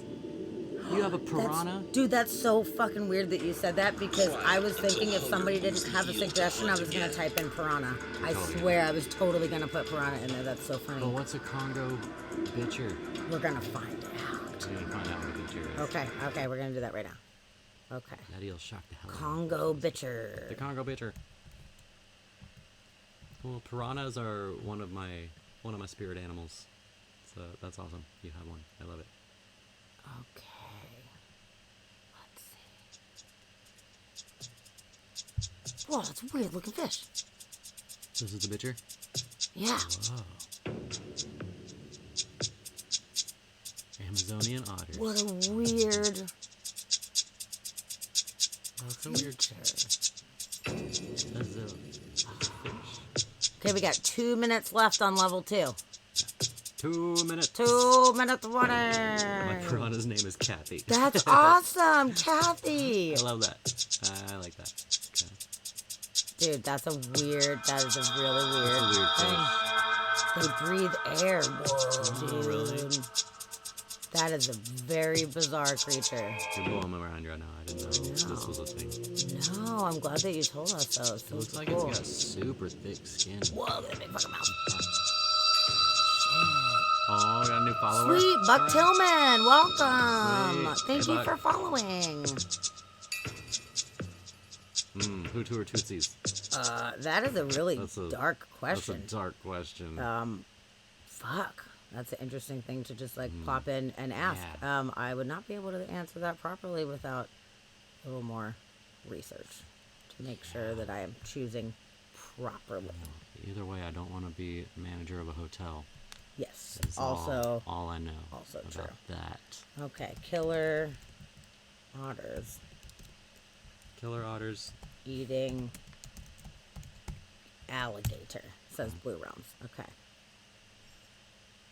Okay, let's give it a go. Look, over this way. Oh. Snakes and alligators are afraid of this beast. This is a longer video, so we got 40 seconds left. 40 seconds. 40 seconds left to beat level 2. Fish? Something like a main course? Crabs? Easy. Small snakes? As a light snack. Anaconda? Give me 2, please. Crocodiles? Oh, crocodiles better stay away from these giant otters. Because these predators are fast, unusually flexible, their teamwork is spectacular, they attack from different sides, and their powerful jaws leave no chance for prey. teamwork. In addition, they immediately eat what they caught, and they start with the head. That is, there's no chance to get out of this fight alive. These are not the otters that charmingly hold each other's paws so that they aren't carried away by the current. Only rage and hardcore. And while the charming otters pose for photographs for tourist Instagrams, collecting likes and size, other otters attack the monkeys. Oh no! Oh my god! Oh god! Oh, I want to make sure. That attack other animals for no particular reason. By the way, the Bronx case isn't the only one. The war I've between actually seen monkeys and giant otters otters is long in person. area and patrols it with the other. And which protects against other problems won't help here. The otters have much more energy, so they just exhaust the crocodile. Quite quickly, it gets very tired, its muscles are filled with lactic acid, and stop functioning. At this point, it's almost intoxicated, and the otters can pull the opponent to the bank. Usually this happens, and then the otters actually eat their prey alive, getting to the inside with sharp teeth. Jeez. That's You get it. intense, Giant man. otters like to Woo. mess with the crocodiles. Here it just floated about his business. And Hutus, there Tutsis, appears or one otters? head, then Otters. another, and Otters, Giant otter. But don't think that otters attack only large predators and poor dying monkeys. If you're human, you should also stay away. And even more so, don't try to take the log, which the otter considers its own, even if it's small and alone. Oh, shit. Hey, that's all right. Get the paddle. Seriously, after today's the video, paddle. I Just get am off the going to log. avoid Get off these of this animals. log. You're on his if I log. can, of course. It's his house, dude. Because you don't have to get close to any vital log to provoke an attack. You just need, I don't know, try to take a picture of the wrong otter at the wrong time, and that's it. Run for your lives. Usually the phrase, "I survived an otter attack," seemed ridiculous. But after everything I learned today, whew, this girl's really lucky. First, an otter that came to one of the houses in Florida attacked a French bulldog named Scooter, and then its owner, 17-year-old Gwen. She received a strong bite, a few scratches, and was seriously frightened. Fortunately, her mother came to the rescue, and everything ended well. A few drops of blood and no rabies. I think that otter was just in a bad mood. But imagine what would have happened if it had chosen the family as its prey. Or maybe it's even true. Dude, Okay, little what other gangsters, animals are man. there? Turtles? What happens if a giant otter meets a giant turtle? Which, by the way, has quite powerful jaws and, oh, who am I kidding? This turtle has no chance. Look, it almost doesn't resist, and as a result, it turns into an otter dinner. Well, bon appetit. Really can't Looks like it was tasty. By the way, it was not by chance that I mentioned anacondas. Giant otters hunt them, and even when it's just one individual, it seems to have no fear at all. What? A huge snake that can eat me? Fine, I'll sniff it. And one more time. And one more time. And one more time. Oh, it's funny. Okay. Crocodiles, jaguars, anacondas, and even people. But what happens if the otter meets a really scary creature? Oh yeah, it's the walking nightmare. A hissing nightmare. I'm talking about a goose. Terrifying. Haven't these demons ever chased you? Haven't they tried to bite some of your gentle places? Well, Yes. then you're really lucky. But even geese are powerless before a hungry otter. For Shut an otter, up. it's just a snack. Okay, to sum it up then, I had no idea that otters were capable of this. What's next? It turns out that hedgehogs are actual predators? Oh, you gotta be kidding me. Wow. Whoa, dude, right. that was fucking crazy. All right. You're afraid of geese? I mean, they're They're kind of terrifying, scary, though. dude. Yeah, they'll come Terrifying at creature. you. Shit. And they honk. Dang. Otter versus electric eel. Oh, man. On their next hype train. Yeah. Well, thank you, everybody, for contributing to that hype train. That was awesome. I'm That was so awesome. glad that Thanks, we hit everyone. it. Thank you Yeah. so much. And lady, you were the conductor of that one, I believe. So Yeah. thank you so much. That's so awesome. Lady kicking it off. Yeah, that was pretty good. I am glad that we checked some of those things out and we learned about the bitchers. The bitcher. The bitcher, which was Bitcher totally weird. fish. Bitcher fish. Yeah. That's Yeah. crazy. And they breathe air. What a It's weird so thing. funny that you talked about piranhas. Like it was so random where I was like, oh, I'm going to check out piranhas if nobody has any input. And then you just mentioned piranhas. So I was picking up the vibe, I guess. Yeah. Oh, who do I think would win? Ooh, good Oh, yeah, question. otter Okay. versus electric eel. Otter versus electric eel. Well, I would have to say the eel. Yeah, I'd probably go eel on that one. Because it has the ability to shock anything Yeah, and that it stun goes up to. Like, I think that might actually overcome the otter. Yeah. Because, I mean, you get tased, you're kind of fucked. Yeah. Yeah. That's interesting. That's a I good, would good vote question. Good electric question. eel. Yeah, I'm going eel. Okay. You go eel too. Interesting. That's pretty cool. Yeah, Unless- electric eel's bad. They're like Unless crazy. that otter is on bath salts, and then it won't matter.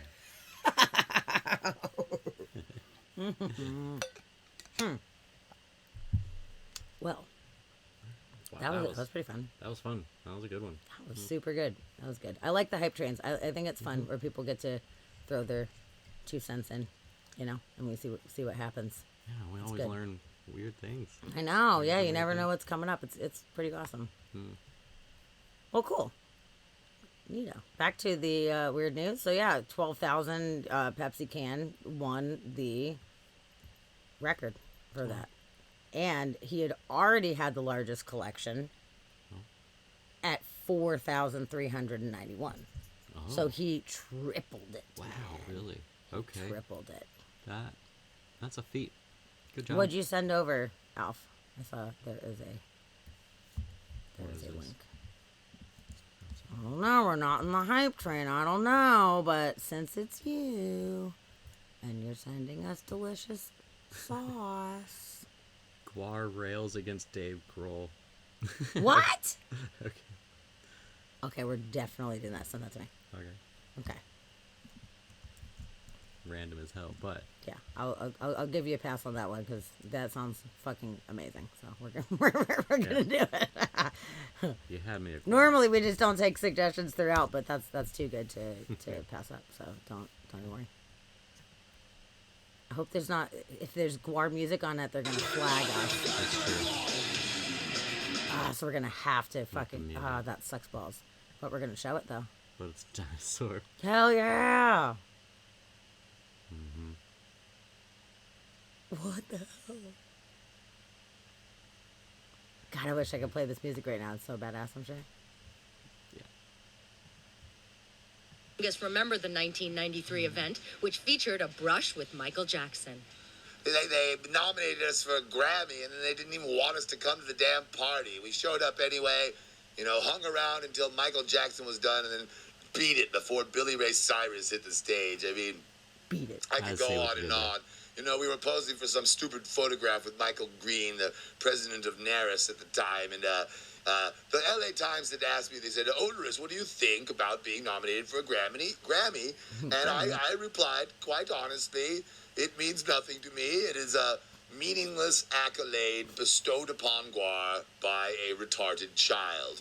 Oderus then railed against the Hollywood celebrity culture. Apparently that didn't go over very well with the showbiz community, whom I live to destroy. Now let me tell you something.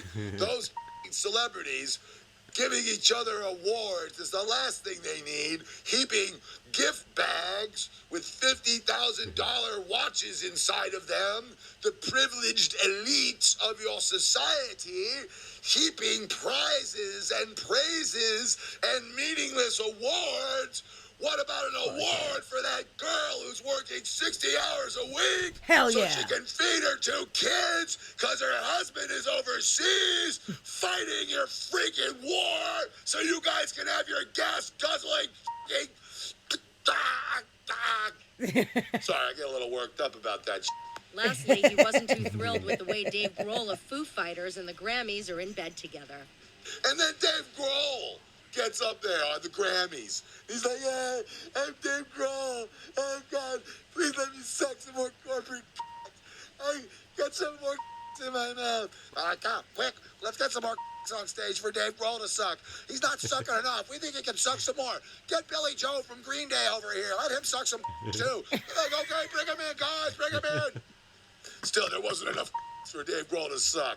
He actually, do you know that Dave Grohl had his teeth removed so he could fit more in his mouth? Continues the Fate or Chaos tour tonight in New Orleans at the House of Blues. Dates currently run through November 15th in Calgary, Alberta. That was fucking amazing. Yeah. Good. Dude, that dead emote is what that was created for. Was that was oh my God, that was awesome. Thank you for that. Good. Thank you. That was fucking funny, dude.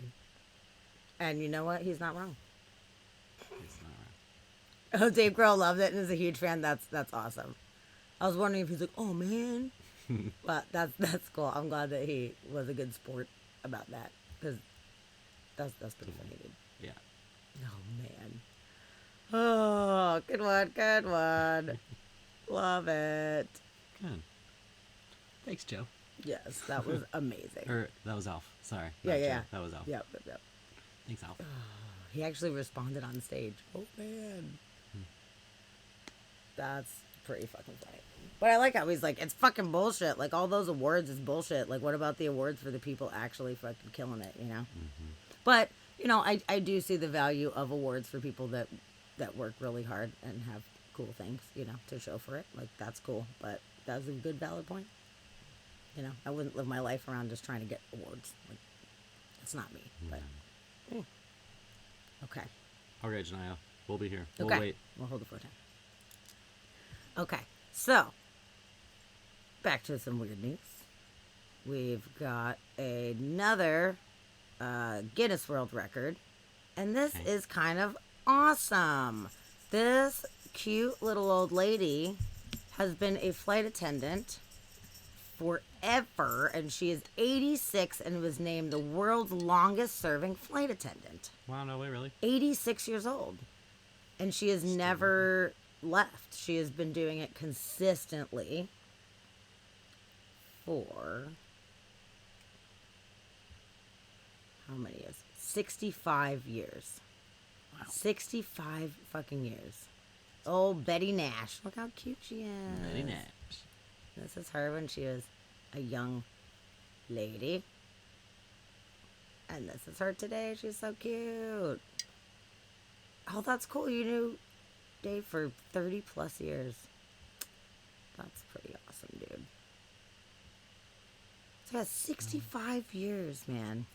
So she started working as a flight attendant in 1957 for Eastern Airlines and works at American Airlines to this day. No lapse in employment. Confirmed record. That's so cool. And it says that she spent most of her career working the New York, Boston, Washington shuttle because it allows her to return home at night to care for her son who has disabilities. Wow. So, yep, currently the Boston oldest. to New York. I wonder how many air miles she's racked up. Like, how far? I was wondering that too. When I first looked at this article, I was hoping it would say like how many miles that she has flown. Yeah, you think they'd figure that out? Because they could be like, she's flown enough like around the world like 40 times or something like that. Yeah. They could figure out how much. Yeah, dude. It's amazing. I mean, and yeah, it's talking about how she's probably seen some crazy shit. I mean, 57, like that was really like towards the beginning of the commercial airline industry. Mm-hmm. Like before that, you were kind of lucky if you got to fly, and that was the very beginning, really, of when it became, commonplace transportation. Yeah, and all the like when Pan Am was real big, like that was all the 60s. Yeah. And Yep. flying was all the rage. Yeah. If you were a pilot, you were a celebrity, And she was there the whole time. She's seen the whole thing. And she's still working, which is crazy to me that she's still working. Oh, my God. She saw them take the ashtrays out and was like, what's going on here? Yes, it's true. And she was talking about how the job has changed considerably. You had to be a certain height. You had to be a certain weight. It used to be horrible. You put on a few pounds and they kept, and you had to keep weighing yourself. And then if you stayed that way, they would take you off the payroll. Wow. Dude. That's crazy, man. Yeah. It's true. I mean, there are, as far as I know, at least when I was going to apply when I was younger, I was maybe like 19 or something. I wanted to apply to be a flight attendant because I wanted to travel all over the place. And I thought it'd be a great way to do that. And when I looked into it, there was height requirements because you have to be tall enough to reach the overhead baggage compartments. And I am not tall enough to properly reach the overhead compartments.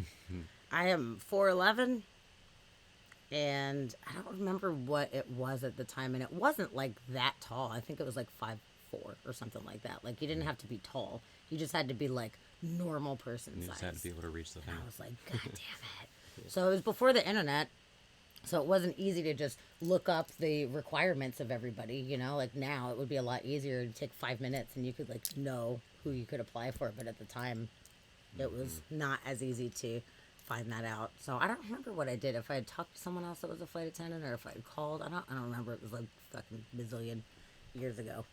But I was really disappointed because I thought it would be cool.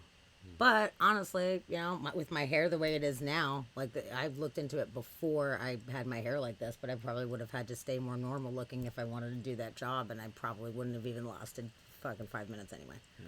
So, tattoos and piercings and hair, like I wouldn't not do that just because they're like, oh, you work for this airline, you can't do it. I'd be like, fuck you, fuck your airline. I could not do it.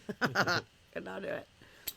But yeah, what a cool little story that this sweet lady has been doing it for 65 years, man. Yeah.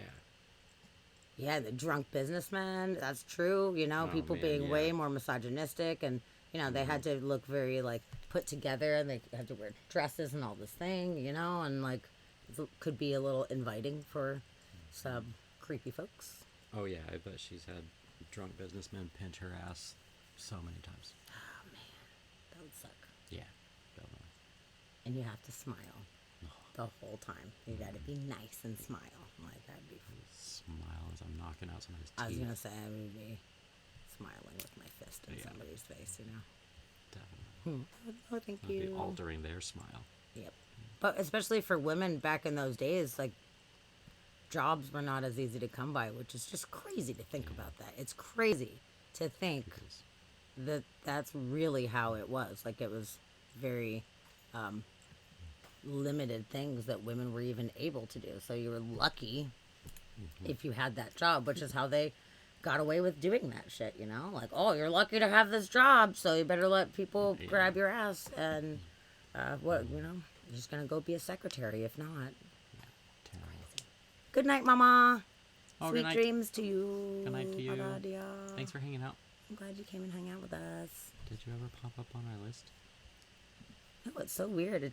Oh, there you are. Now it's showing Now up, you're but on it's it. so weird. We have a list that shows everyone that's watching, and for a lot of the stream, it doesn't even say that you are. Oh, it says users in chat, so maybe it just has to do with.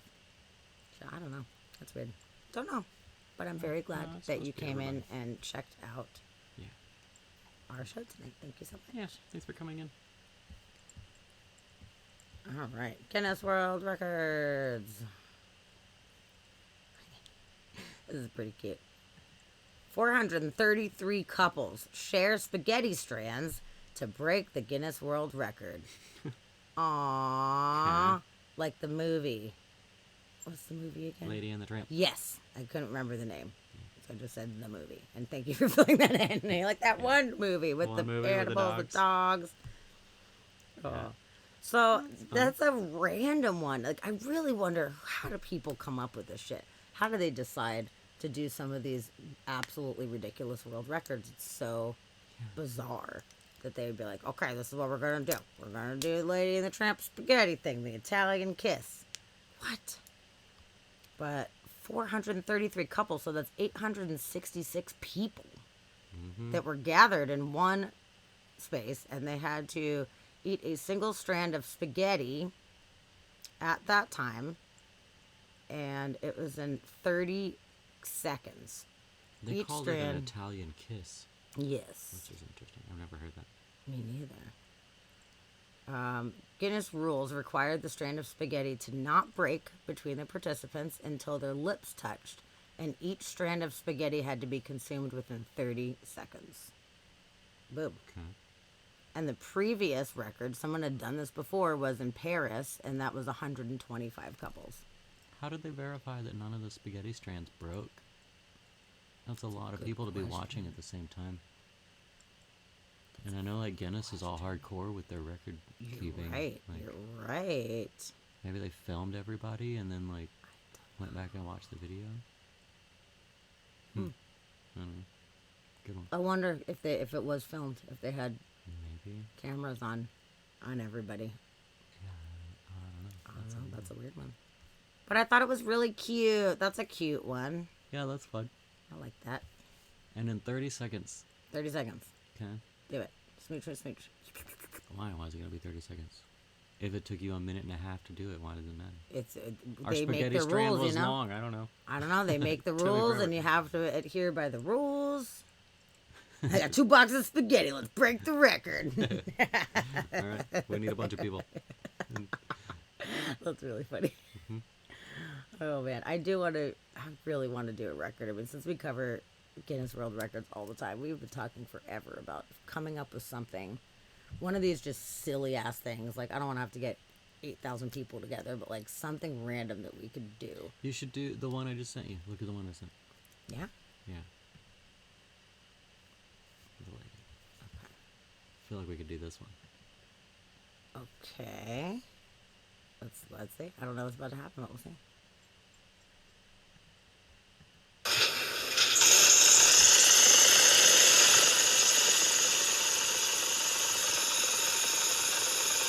You want to give any backstory on this one? Yeah, so it's the longest, what do they call it? The longest fast water murmur. And I went down a throat singing hole the other day, and I ran across this, and she's a throat singer. They're a throat singer, and they sound like running water. Dude, this person is giving Maynard a run for his money, dude. It's long. I think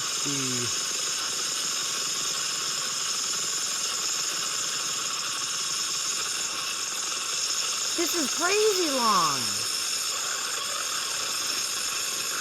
I don't know how you make the sound. I don't know how to do that. I don't know how to do that. Try this one.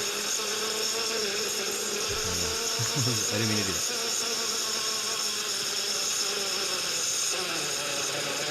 Sounds like the lead singer in Plain Toast Band. Yeah. Oh, wow. So yeah, and it was... Okay. How long was it? So the video... Minute and 20? Yeah, a minute and 20 is the video, so it was probably like a minute and 18 or something like that. Here we go. Oh, it doesn't even tell about it. Yeah, it was the article, but yeah, it's Fast Water Murmur. And Kumi is throat singing. That's the Mongolian throat singing. That's so weird. And this person also does like the nasal overtone singing, so where they sing like the two notes at one time. Yeah. You can apparently do it through your nose with your mouth closed, and this person's got a record doing that as well. But but yeah, the Fast Water Murmur. I was like, that is super. What is that? Weird. That's a deep breath. I've You're just never heard of that in just, my life, dude. Doing thing for a while. Okay, Blue Realms. You just this is out of context. Animal honey possum. I do not understand the relevance at this moment. Please explain. Oh yeah, I don't know. The honey possum is like a honey badger. I know honey badgers. I don't know. Trying to figure out. Like, is it related to something we were talking about? I do not understand. Is that person a honey possum? No, we don't know. Please explain. Okay. It's okay. We did a couple world records. We got a couple more coming at you. Okay. It's a marsupial. Oh, are you suggesting like us look it up? Is that what you're going for there? I don't know. It just seemed very random, so I'm just trying to figure it out. But as far as taking chat suggestions of things to look up, we only do that when we're in a hype train. Oh, yeah. Otherwise, we're providing the information here. But when we are in a hype train, then we're taking everybody's suggestions. Yeah. So keep that in your back pocket. So if you start a hype train, we'll look that up. Oh, for later. Okay. Yeah. If we got another hype train, by all means, I would be more than happy to check that out. So for sure. I always love learning about new things. Suggestions. Yes, keep it in your back pocket. Okay, so we've got the ever famous Idaho man, David Rush. Come on! Those of you guys that are in here a lot, you have seen a million different David Rush things. Mm-hmm. We have 2 David Rushes tonight. There are 2 of them. Yes. David Rush is 2 times. Yes, 2 times. So this one just came out yesterday. Mm-hmm. And in this one, doesn't sound very exciting, but I always am excited to see what he pulls off because he does all this weird shit. Yeah. Snaps 83 matches in 30 seconds for a Guinness World Record. Okay, I'm not... Yeah. Snapping? Snapping. Or is he like lighting them by snapping? No. Those are on fire. Oh, wait.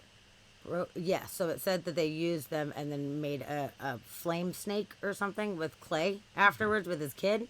Oh, so okay. I don't know. Let's watch the video and we'll get all the deets on it. Okay, yeah, he'll tell us. Hey there, folks. It's David Rush going after the Guinness World Records title for the most matches snapped in 30 seconds, one at a time. Current record, 67. 3, 2, 1, go. Oh. Interesting method.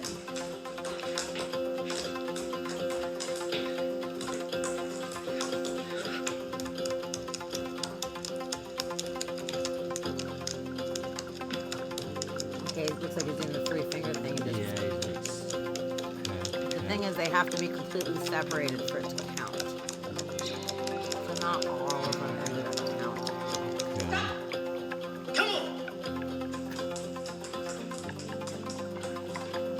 He's got his kid filming. That's good. Come on!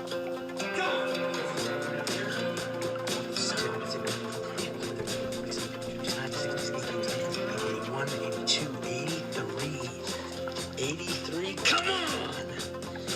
All right, that breaks the old record by 16.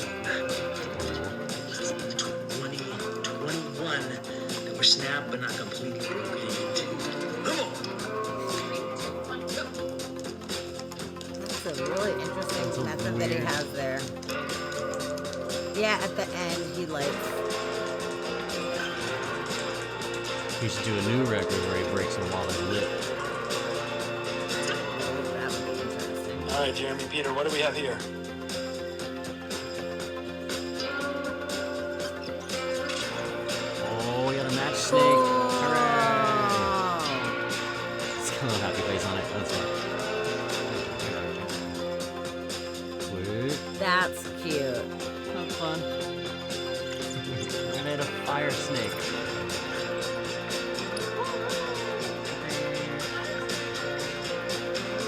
Fire snake. Come on. The suggestion's covering up the whole friggin' thing. So annoying. Cool. That is super fun, dude. See, I increased my speed dramatically using hand strengthening exercises and a single hand technique to break each match. He said 21 of the matches he broke during the attempt were disqualified because they didn't fully separate into two pieces, making his official total 83. It was just enough to break the previous record of 67. All right. That's awesome. That's good. Yeah, that was pretty good. Weird. That sucks. That's 16 of them disqualified now. It's a weird record. It's a weird record. This guy But has so many weird but records. okay. He is the king of weird records. The other one, it just makes my neck hurt just thinking Oh, about God, we had another- this. So, another yes. neck killing one. Yes, dude. This guy is like the king of balancing shit on his chin. Yeah. And he's done so many different things. Lawnmowers, chainsaws, the whole nine. This one is not nearly as heavy Yeah, because it's a no. guitar. Okay. But he went 3.4 miles. Wow. While balancing it on Dude. his chin. 3.4 miles. That's a long time. Because, like, if you walk a mile, they say generally, like, a basic walking a mile is like 12 to 15 minutes, roughly. No, it's more than that. It's closer to like 20. 12. Yeah, probably like 12 to 18. Depends on if you're, like, walking or if you're, like, wandering. But this, you gotta be walking slow enough to balance it. And to do 3 of those, I mean, that's over half an hour. Okay, 15 to 22 minutes is the average time to walk a mile. Okay, yeah. Okay. 15 to 20. The average walking pace is 2.5 to 4 miles an hour. So obviously it depends on how long your legs are, and all of that. Yeah. I have very And short if legs. you're booking it so. or not, like, Yeah, there's different walking paces. If you're just like sauntering along, then it would definitely take but yeah, longer. 15 to 22, 15 to 20 minutes. Yes. So 3 of them, I mean, that's... This pushing took an him hour, 1 hour and 7 minutes. Oh, just looking 1 up for an hour. hour makes my neck hurt. I know. I couldn't even just stand there and look up for an hour. I know. And it kind of bummed him out. In the end, he had to lay down. It was making him all looking woozy. So let's watch this little video. Let's check him out. All right, here's our guitar. 4 pounds, 10 ounces.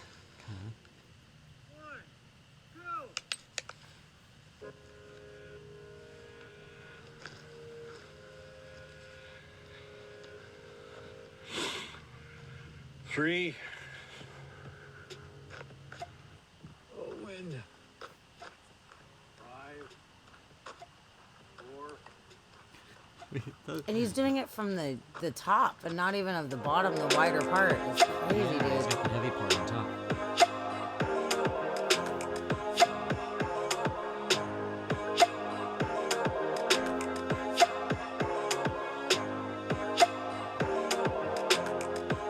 Good night, Scar. We love you. Sweet dreams to you. Thanks for coming in. We're so happy to have you all the time. And don't listen to Joe. Chili's is way better than Applebee's. Applebee's has a pretty good steak. I gotta hand it to them on that. I go stop Chili's the on other the one. I will see you soon. Sweet dreams. Hello, Dizzy. Yeah, Oh, dude. dizzy. Yeah. Oh, ouch. Yeah, you're dizzy. What hurts? Just like Oh, your my chin, or Oh, yeah, I'm Also hurting. cuts the blood flow too. Hey, buddy, how are you? Surprised he didn't careful, he's got a camera on his chest. Oh, buddy, thanks for the hug. That feels nice. Why are you laying down on it? Because I was so dizzy, I couldn't stand anymore. Can you get up? Dick. I'll start over again. This guitar wasn't tuned. Come on. You thought it was 109? So that would have been 12, 13, 14, almost 14 laps. So 13 laps, 279 meters. 13 is 12. I'll figure it out later. You trying to math right now? Yeah, Come we'll on, math. man. What up, Boise? Subscribe to my YouTube channel and comment and follow or something. Whatever you do on YouTube. Right. Come on. Come on. Wow. That's rough, man. That is a Yeah. rough one, dude. That's crazy. He said he had to fight a light breeze during his walk. Okay. That sucks. It was breezy, man. Yeah. 13 laps of that whole gigantic trek. That guy is a beast. It's a quarter-mile track. Is a fucking beast, man. Yeah, that's crazy. Yeah, his neck has to be so freaking muscly and strong after all this stuff that he's done. Oh, like yeah. the lawnmower. Fucking Like, lawnmower, man. carrying a lawnmower around on your chin for however long that he did it. Yeah. Gotta be. Too long. Yeah. He needs to work his Far neck too out. I bet his long, chiropractor is like, stop doing these things. Yeah, it's rough, man. Yeah. That's rough. Yeah. Okay. Great chin exercise, right? Blue nose. Oh, man. I can't even imagine how much pain you'd be in later on. That's how horrible that it would feel. Be terrible. But, hey, it's what you gotta do for fame, right? That's That's his, You're trying to break records for that's STEM. his thing. STEM education. Yeah. You can do that. I guess. Gotta give him some credit. Oh yeah, all the credit. Good job. Okay, so then we've got one more world record. And this is pretty fun. I wish I was there to see this. More than 900 perform Mexican folk dance to break the Guinness World Record in traditional garb. 900 dancers. That's a lot of people. Not many people know this dance. Apparently. And have the clothing? They do, I guess. I don't know if they had to bring their own or if some of it was provided or like what the deal is, but they pulled it off, man. The number of dancers was tallied at 954, enough to take the world record for the largest Mexican folk dance. The previous record, 882, was set in a neighboring state in 2019. So let's check out their dance here.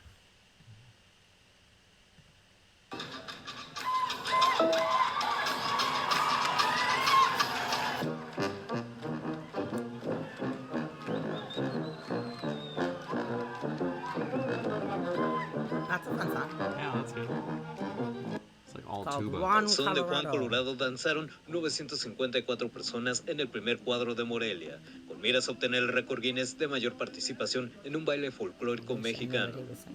Así, la entidad supera de forma preliminar Look at el all their récord que colors ostenta and stuff, Jalisco that's con fun. 882 personas bailando durante 7 minutos, Jalisco, No Terrajes y Guadalajara. No obstante, aún se requiere la validación de Guinness World Records para hacer oficial el nuevo resultado, validación que se espera obtener en aproximadamente una semana.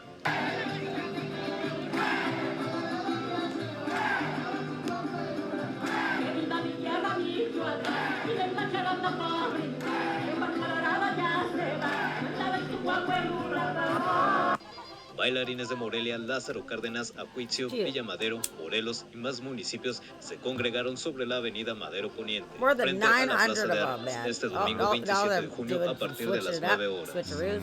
Fueron 3 los ensayos realizados, además de It la is a colocación de whole vallas y coordinated asignación de dance. pulseras Yeah, it's like a whole numeradas para garantizar la cifra de participantes. Aunque se programó para comenzar a las 14 horas, fue alrededor de las 15:30 cuando se dio señal de inicio a los contingentes de bailarines, quienes hicieron retumbar el pavimento y revolotear faldas y sombreros bajo las notas de Juan Colorado. Decenas de personas se reunieron en las plazas, los portales y los balcones y terrazas de negocios aledaños para presenciar el baile, que acompañaron vítores y aplausos. La música corrió a cargo de la banda real de Ichan y el conjunto de arpa grande. Los caporales de Santa Ana Amatlán, con la intérprete Rocío Vega en la voz. La iniciativa, impulsada entre otros por Rocío Vega, pretende motivar el reconocimiento del arte y la cultura de Michoacán en México y el mundo, fomentar la capacitación de turismo y visitantes y atraer la atención de los mercados hacia la entidad.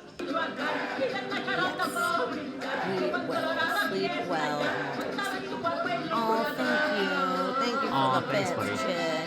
So sweet. Really appreciate you. 100 million%. Mod love. Oh yeah, well, everybody put mod love in the chat for. Con imágenes de Daniel Gómez e información de Fátima Alfaro, Cuadra Latina al aire. Appreciate that. Mod love. Cool. Well, that was fun. That was fun watching them do a little fun dance. Good record. That was a pretty good record. Okay. So that is it for that. But I have one more thing. We were talking about traveling advice or things to look out for upon traveling. And I almost skipped over this accidentally. So I will cover this with you guys. Okay. This is craziness. So it's something to be mindful of if you are traveling abroad. So these Americans went to Mykonos, which is a Greek island, and it is known to be an extremely expensive place. Mykonos and Santorini are like known to be expensive, but Mykonos, apparently they're running some scams right now. And these two ladies went to eat at this restaurant, and they got charged 600 euros. What? For 2 drinks and 2 crab legs. Whoa. Yes. 2 drinks Hell no. and 2 crab legs, and they got their bill, and it was $600. So here they go. Boom, boom, boom.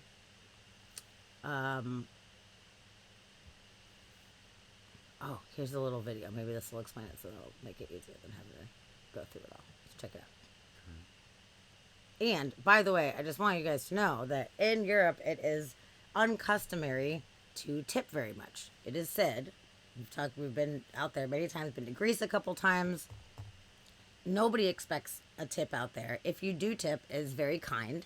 And you tip like 1 or 2 euro. We even tried tipping more at some points, and they were like, it's too much. Like, you tip 5 euro, and they're like, no. These guys had a required 80 euro tip on top of their bill. Required. Dude. Required. Yep. Okay, so let's see what this video has to say. I hope this explains a little bit more. Brenda Malton and her daughter were on the popular Greek island of Mykonos, world-renowned as a major tourist destination. At a beachfront restaurant, they ordered a light lunch, 2 crab legs, 2 mojitos, and a bottle of water. She was amazed to see she was being charged 598 euros, or about $640. Brenda tells me she felt intimidated into paying. Were you scared that if you didn't pay the bill, something bad would actually happen to you? I did have that sense. Yeah, I said, I'm going to call the police. And that's when they said, you call the police. They will detain you in this country. You will not leave. So how much would the bill be here in the U.S.? Well, I went to a Red Lobster here in Times Square and ordered practically the same thing Brenda did. 2 orders of crab legs and 2 mojitos. The bill, $60. Judging from the TripAdvisor reviews for the restaurant in Mykonos, other tourists have experienced something similar. Felt ripped off, goes this remark. Another tourist says he was charged some ridiculous amount. Brenda says she loved Mykonos itself with one big regret. I should have never gone into that restaurant.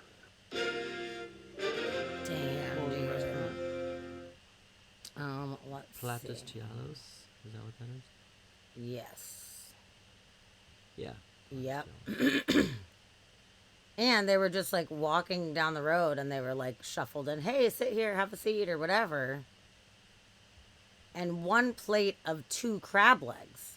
Like, who orders, first off, who gets a plate with 2 crab legs on it? Maybe they were king crab legs, maybe they're large legs, but like, I could eat like 17 crab legs for sure.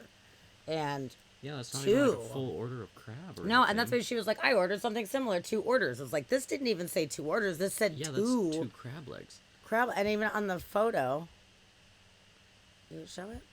Oh, maybe it's in the video. It just was in said, the video. But yeah, it was just like the 2 crossed legs. Yeah. Yeah. And then the tip added on top of it, €80 tip, which is completely insane out there. Nobody tips anything like that ever. That's crazy. So there was some other reviews. Pushy waitstaff will deceive you into a bigger bill and scare you into paying it. Ugh. The bill was over €400 for a couple of badly made drinks. Wow.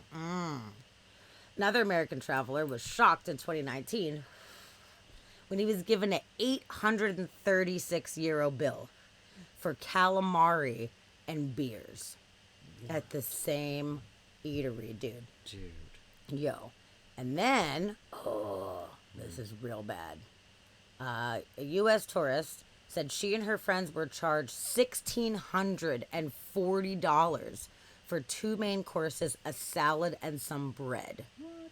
With the restaurant personnel tripling the proportions and claiming that the advertised dish were cost per kilogram. Dude. So they made them giant things and said, oh, it's by weight. Fuck you. Dude. She claims that the group was separated from other diners and pressured into paying the bill using a credit card. Dude. Every male in the restaurant jumped up and circled us, at least 5 of them, blocking our way. Because we were 6 women surrounded by 5 men, it was a terrifying situation. They were all wearing black. It was sort of gangsterish. Wow. Dude. That's when you put in another order and then you dine and dash while they're making your food. I would cause a fucking stink. I would be so fucking loud, dude. Cause a scene. There would definitely be a scene. Binge box. I'm afraid to tip less than $10 when I order Pizza Hut because I've had messed up pizzas after tipping less for one pizza. Whoa. Yeah. Okay. That's great. That's a lot. That's a big tip. That's a big tip. On behalf of a former pizza worker, that's awesome. Thank you. But shit. Whatever gets that pizza good though. That's fucked crazy. up. That is fucked up so bad, dude. Yeah. $1,640 for 2 main courses, a salad, and bread. Yeah. And then what do you do if you're like, I don't have a credit card and like I don't have any money for this. Like I can't pay this. Like I can't pay this. Like just because I'm a American tourist doesn't mean I'm fucking rich. Yeah. Like, I don't have that much. I don't $1,000. know. You want me to give you $1,000? I can't give you $1,000. I don't know. I would bolt down the street and start yelling for help. Hell yeah. You know, like I don't know. And I would at that point I would call the cop. Oh, they'll detain you. They won't let you home. No, this is a fucking. They're just trying to scare people. That's a fucking scam. That's what I wouldn't call the cops because they could be friends with the cops. Also true. I would call the American embassy. Yeah. And I would be like, this is not right, and I'm not leaving until someone comes to help me out in this situation. Yeah. I'm afraid. Like, I would call the American Oh embassy. man, that sucks because there's no embassy like on the island, you know. But you could call the main and have them one in contact Greek. whoever. Like, I would go through them though. Yeah, send somebody over. Oh man, that would be so scary. Yeah. That's So, a messed up situation. So it's write down the important name of to, that restaurant. Yeah, to and be owners. aware of some of those kind of scams. And if you're traveling, make sure you check the menus. And if there's Read no reviews. prices, always make sure that there are advertised prices before you just start ordering stuff. You never know. Like, I would be so pissed off. You know, I bet you could contact your credit card company and be like, this is a fraudulent thing and get it returned. Yeah. I would imagine you could do that. Which, you know, in that moment, just be like, all right, here's your fucking money, you assholes. I'm just going to call my credit card company and tell them to not charge it. So, yeah. Fuck you. Yeah. definitely. That's crazy. Yeah, absolutely. Put that on a credit card. Don't take that out of your bank at all. For sure. Definitely Yep. put it on a credit card. Yep. Yeah. That's messed up. Damn, I can't believe that. And you know, as far as like the embassy, it would probably be a good call actually, because tourism is so important. And you know, just when we went to Greece, it was really kind of awesome because we went to so many different restaurants and so many people gave us free appetizers or free desserts or all this free stuff. And we were like, why are we getting all this free stuff? And we asked one of the servers, and he was like, we are so appreciative of your tourist money that we would be dead if it wasn't for the tourism. So we want to show our appreciation to you guys. So you go home and you tell all your friends that Greece was so awesome and everybody was so kind, and then they come out here and it just keeps the cycle going. We're very appreciative, and this is how we show our appreciation. So it's very important that people aren't scared off of there. And in that situation, like, you don't want that getting out, because that's going to be like scaring people off messed up. real bad. That's real messed up. Yeah. So I thought that was crazy news, and I really wanted to share that with any of you guys, just to make sure that you guys are mindful and don't get scammed into something crazy, you know? So always look at TripAdvisor. Read those reviews. And that sucks because they were just like, oh, come in, sit down, you know? Holy shit. Oh, yeah, I mean, that's what they do. Like, you walk by and they're like, hey, come on in, come on. Like, they, you know, they're calling you into their restaurant. And, you know, but that's a normal thing there. Like, everybody's kind of doing Everyone's that, real friendly, yeah. Yeah. And they usually tell you, you know, like, oh, I'll buy your first drink. I had so many people offer me, like, oh, your first drink is on me. And, like, you know, that's how we ended up meeting Alquette and going into that restaurant, because we walked by that place and they were, like, calling us in. And we're like, okay, we'll come back. You know, we have to eat our friends or whatever, but we'll come back. And they were just super nice. But that's cool. Yeah. Yeah. Beware when traveling. Yeah. And always have a credit card. Well, that was our news for the night, guys.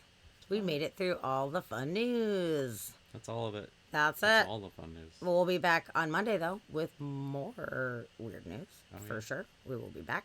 We will be back. And we're so grateful for all of you guys being here. Thank you so much for all of your support. Thank you, everybody that contributed to our hype train. Definitely. And everybody that just loves us and supports us. Thank you so much. Oh, you know what? I didn't put a shout out to Plain Toast. I'm doing that right now. Oh my goodness, Plain Toast. So for those of you multitasking. Yeah. For those of you that do not know, please follow Plain Toast No Jam. Oh yes, absolutely. An amazing stream. Tarot, witchy things. He's awesome. And just a good vibe all around. Oh, for sure. And if you're into ASMR, his voice, magical. Very calming, yes. Yeah. Definitely. No, we always want to support our fellow Twitch streamers. Totally. So everybody always follows everybody, and we love it. It's so wonderful. Absolutely. Well, we are going to raid Fetchbug tonight. She is talking about strangest weather disasters, and that's the jam. I love it. Good one. We watched many hours of strange weather disasters a couple weeks ago, so we're going to do it. That's a weird topic for her, but okay. I know. Oh, you're so awesome too, Alf. Thank you so much. I'm so glad that you love us and that you come and hang out with us all the time in this virtual land. And since you are only a few hours away, we will hang out soon. We will hang out. I want to come down there and hang with you. Maybe one of these weekends we'll just drive down. I've always wanted to see the Rose Garden in Portland. Yeah. I always want to do that. Be so maybe we can go to a Rose Garden. That would be fun. When we finally get summer. One day. When it hits. If ever. Yeah, one day. That'd be awesome. Yeah. Cool. Well, BingeBox, you're so awesome too. Thank you so much for being here. We love you. And I'm so glad that you have just joined our little crew. It's so nice to have you, for sure. Yeah, thanks for joining, everyone. Yes. Yeah, this was a fun night. We missed you on Monday, but we're glad that we could recap on all of the weird things of the week. Blue Realms, you too. Yes, good night, my darling. Thank you. Thank you. Danke. Danke, Shane. All right, guys, we will see you on Monday. Have a good weekend, everyone. Bye. Good night, everyone. Bye.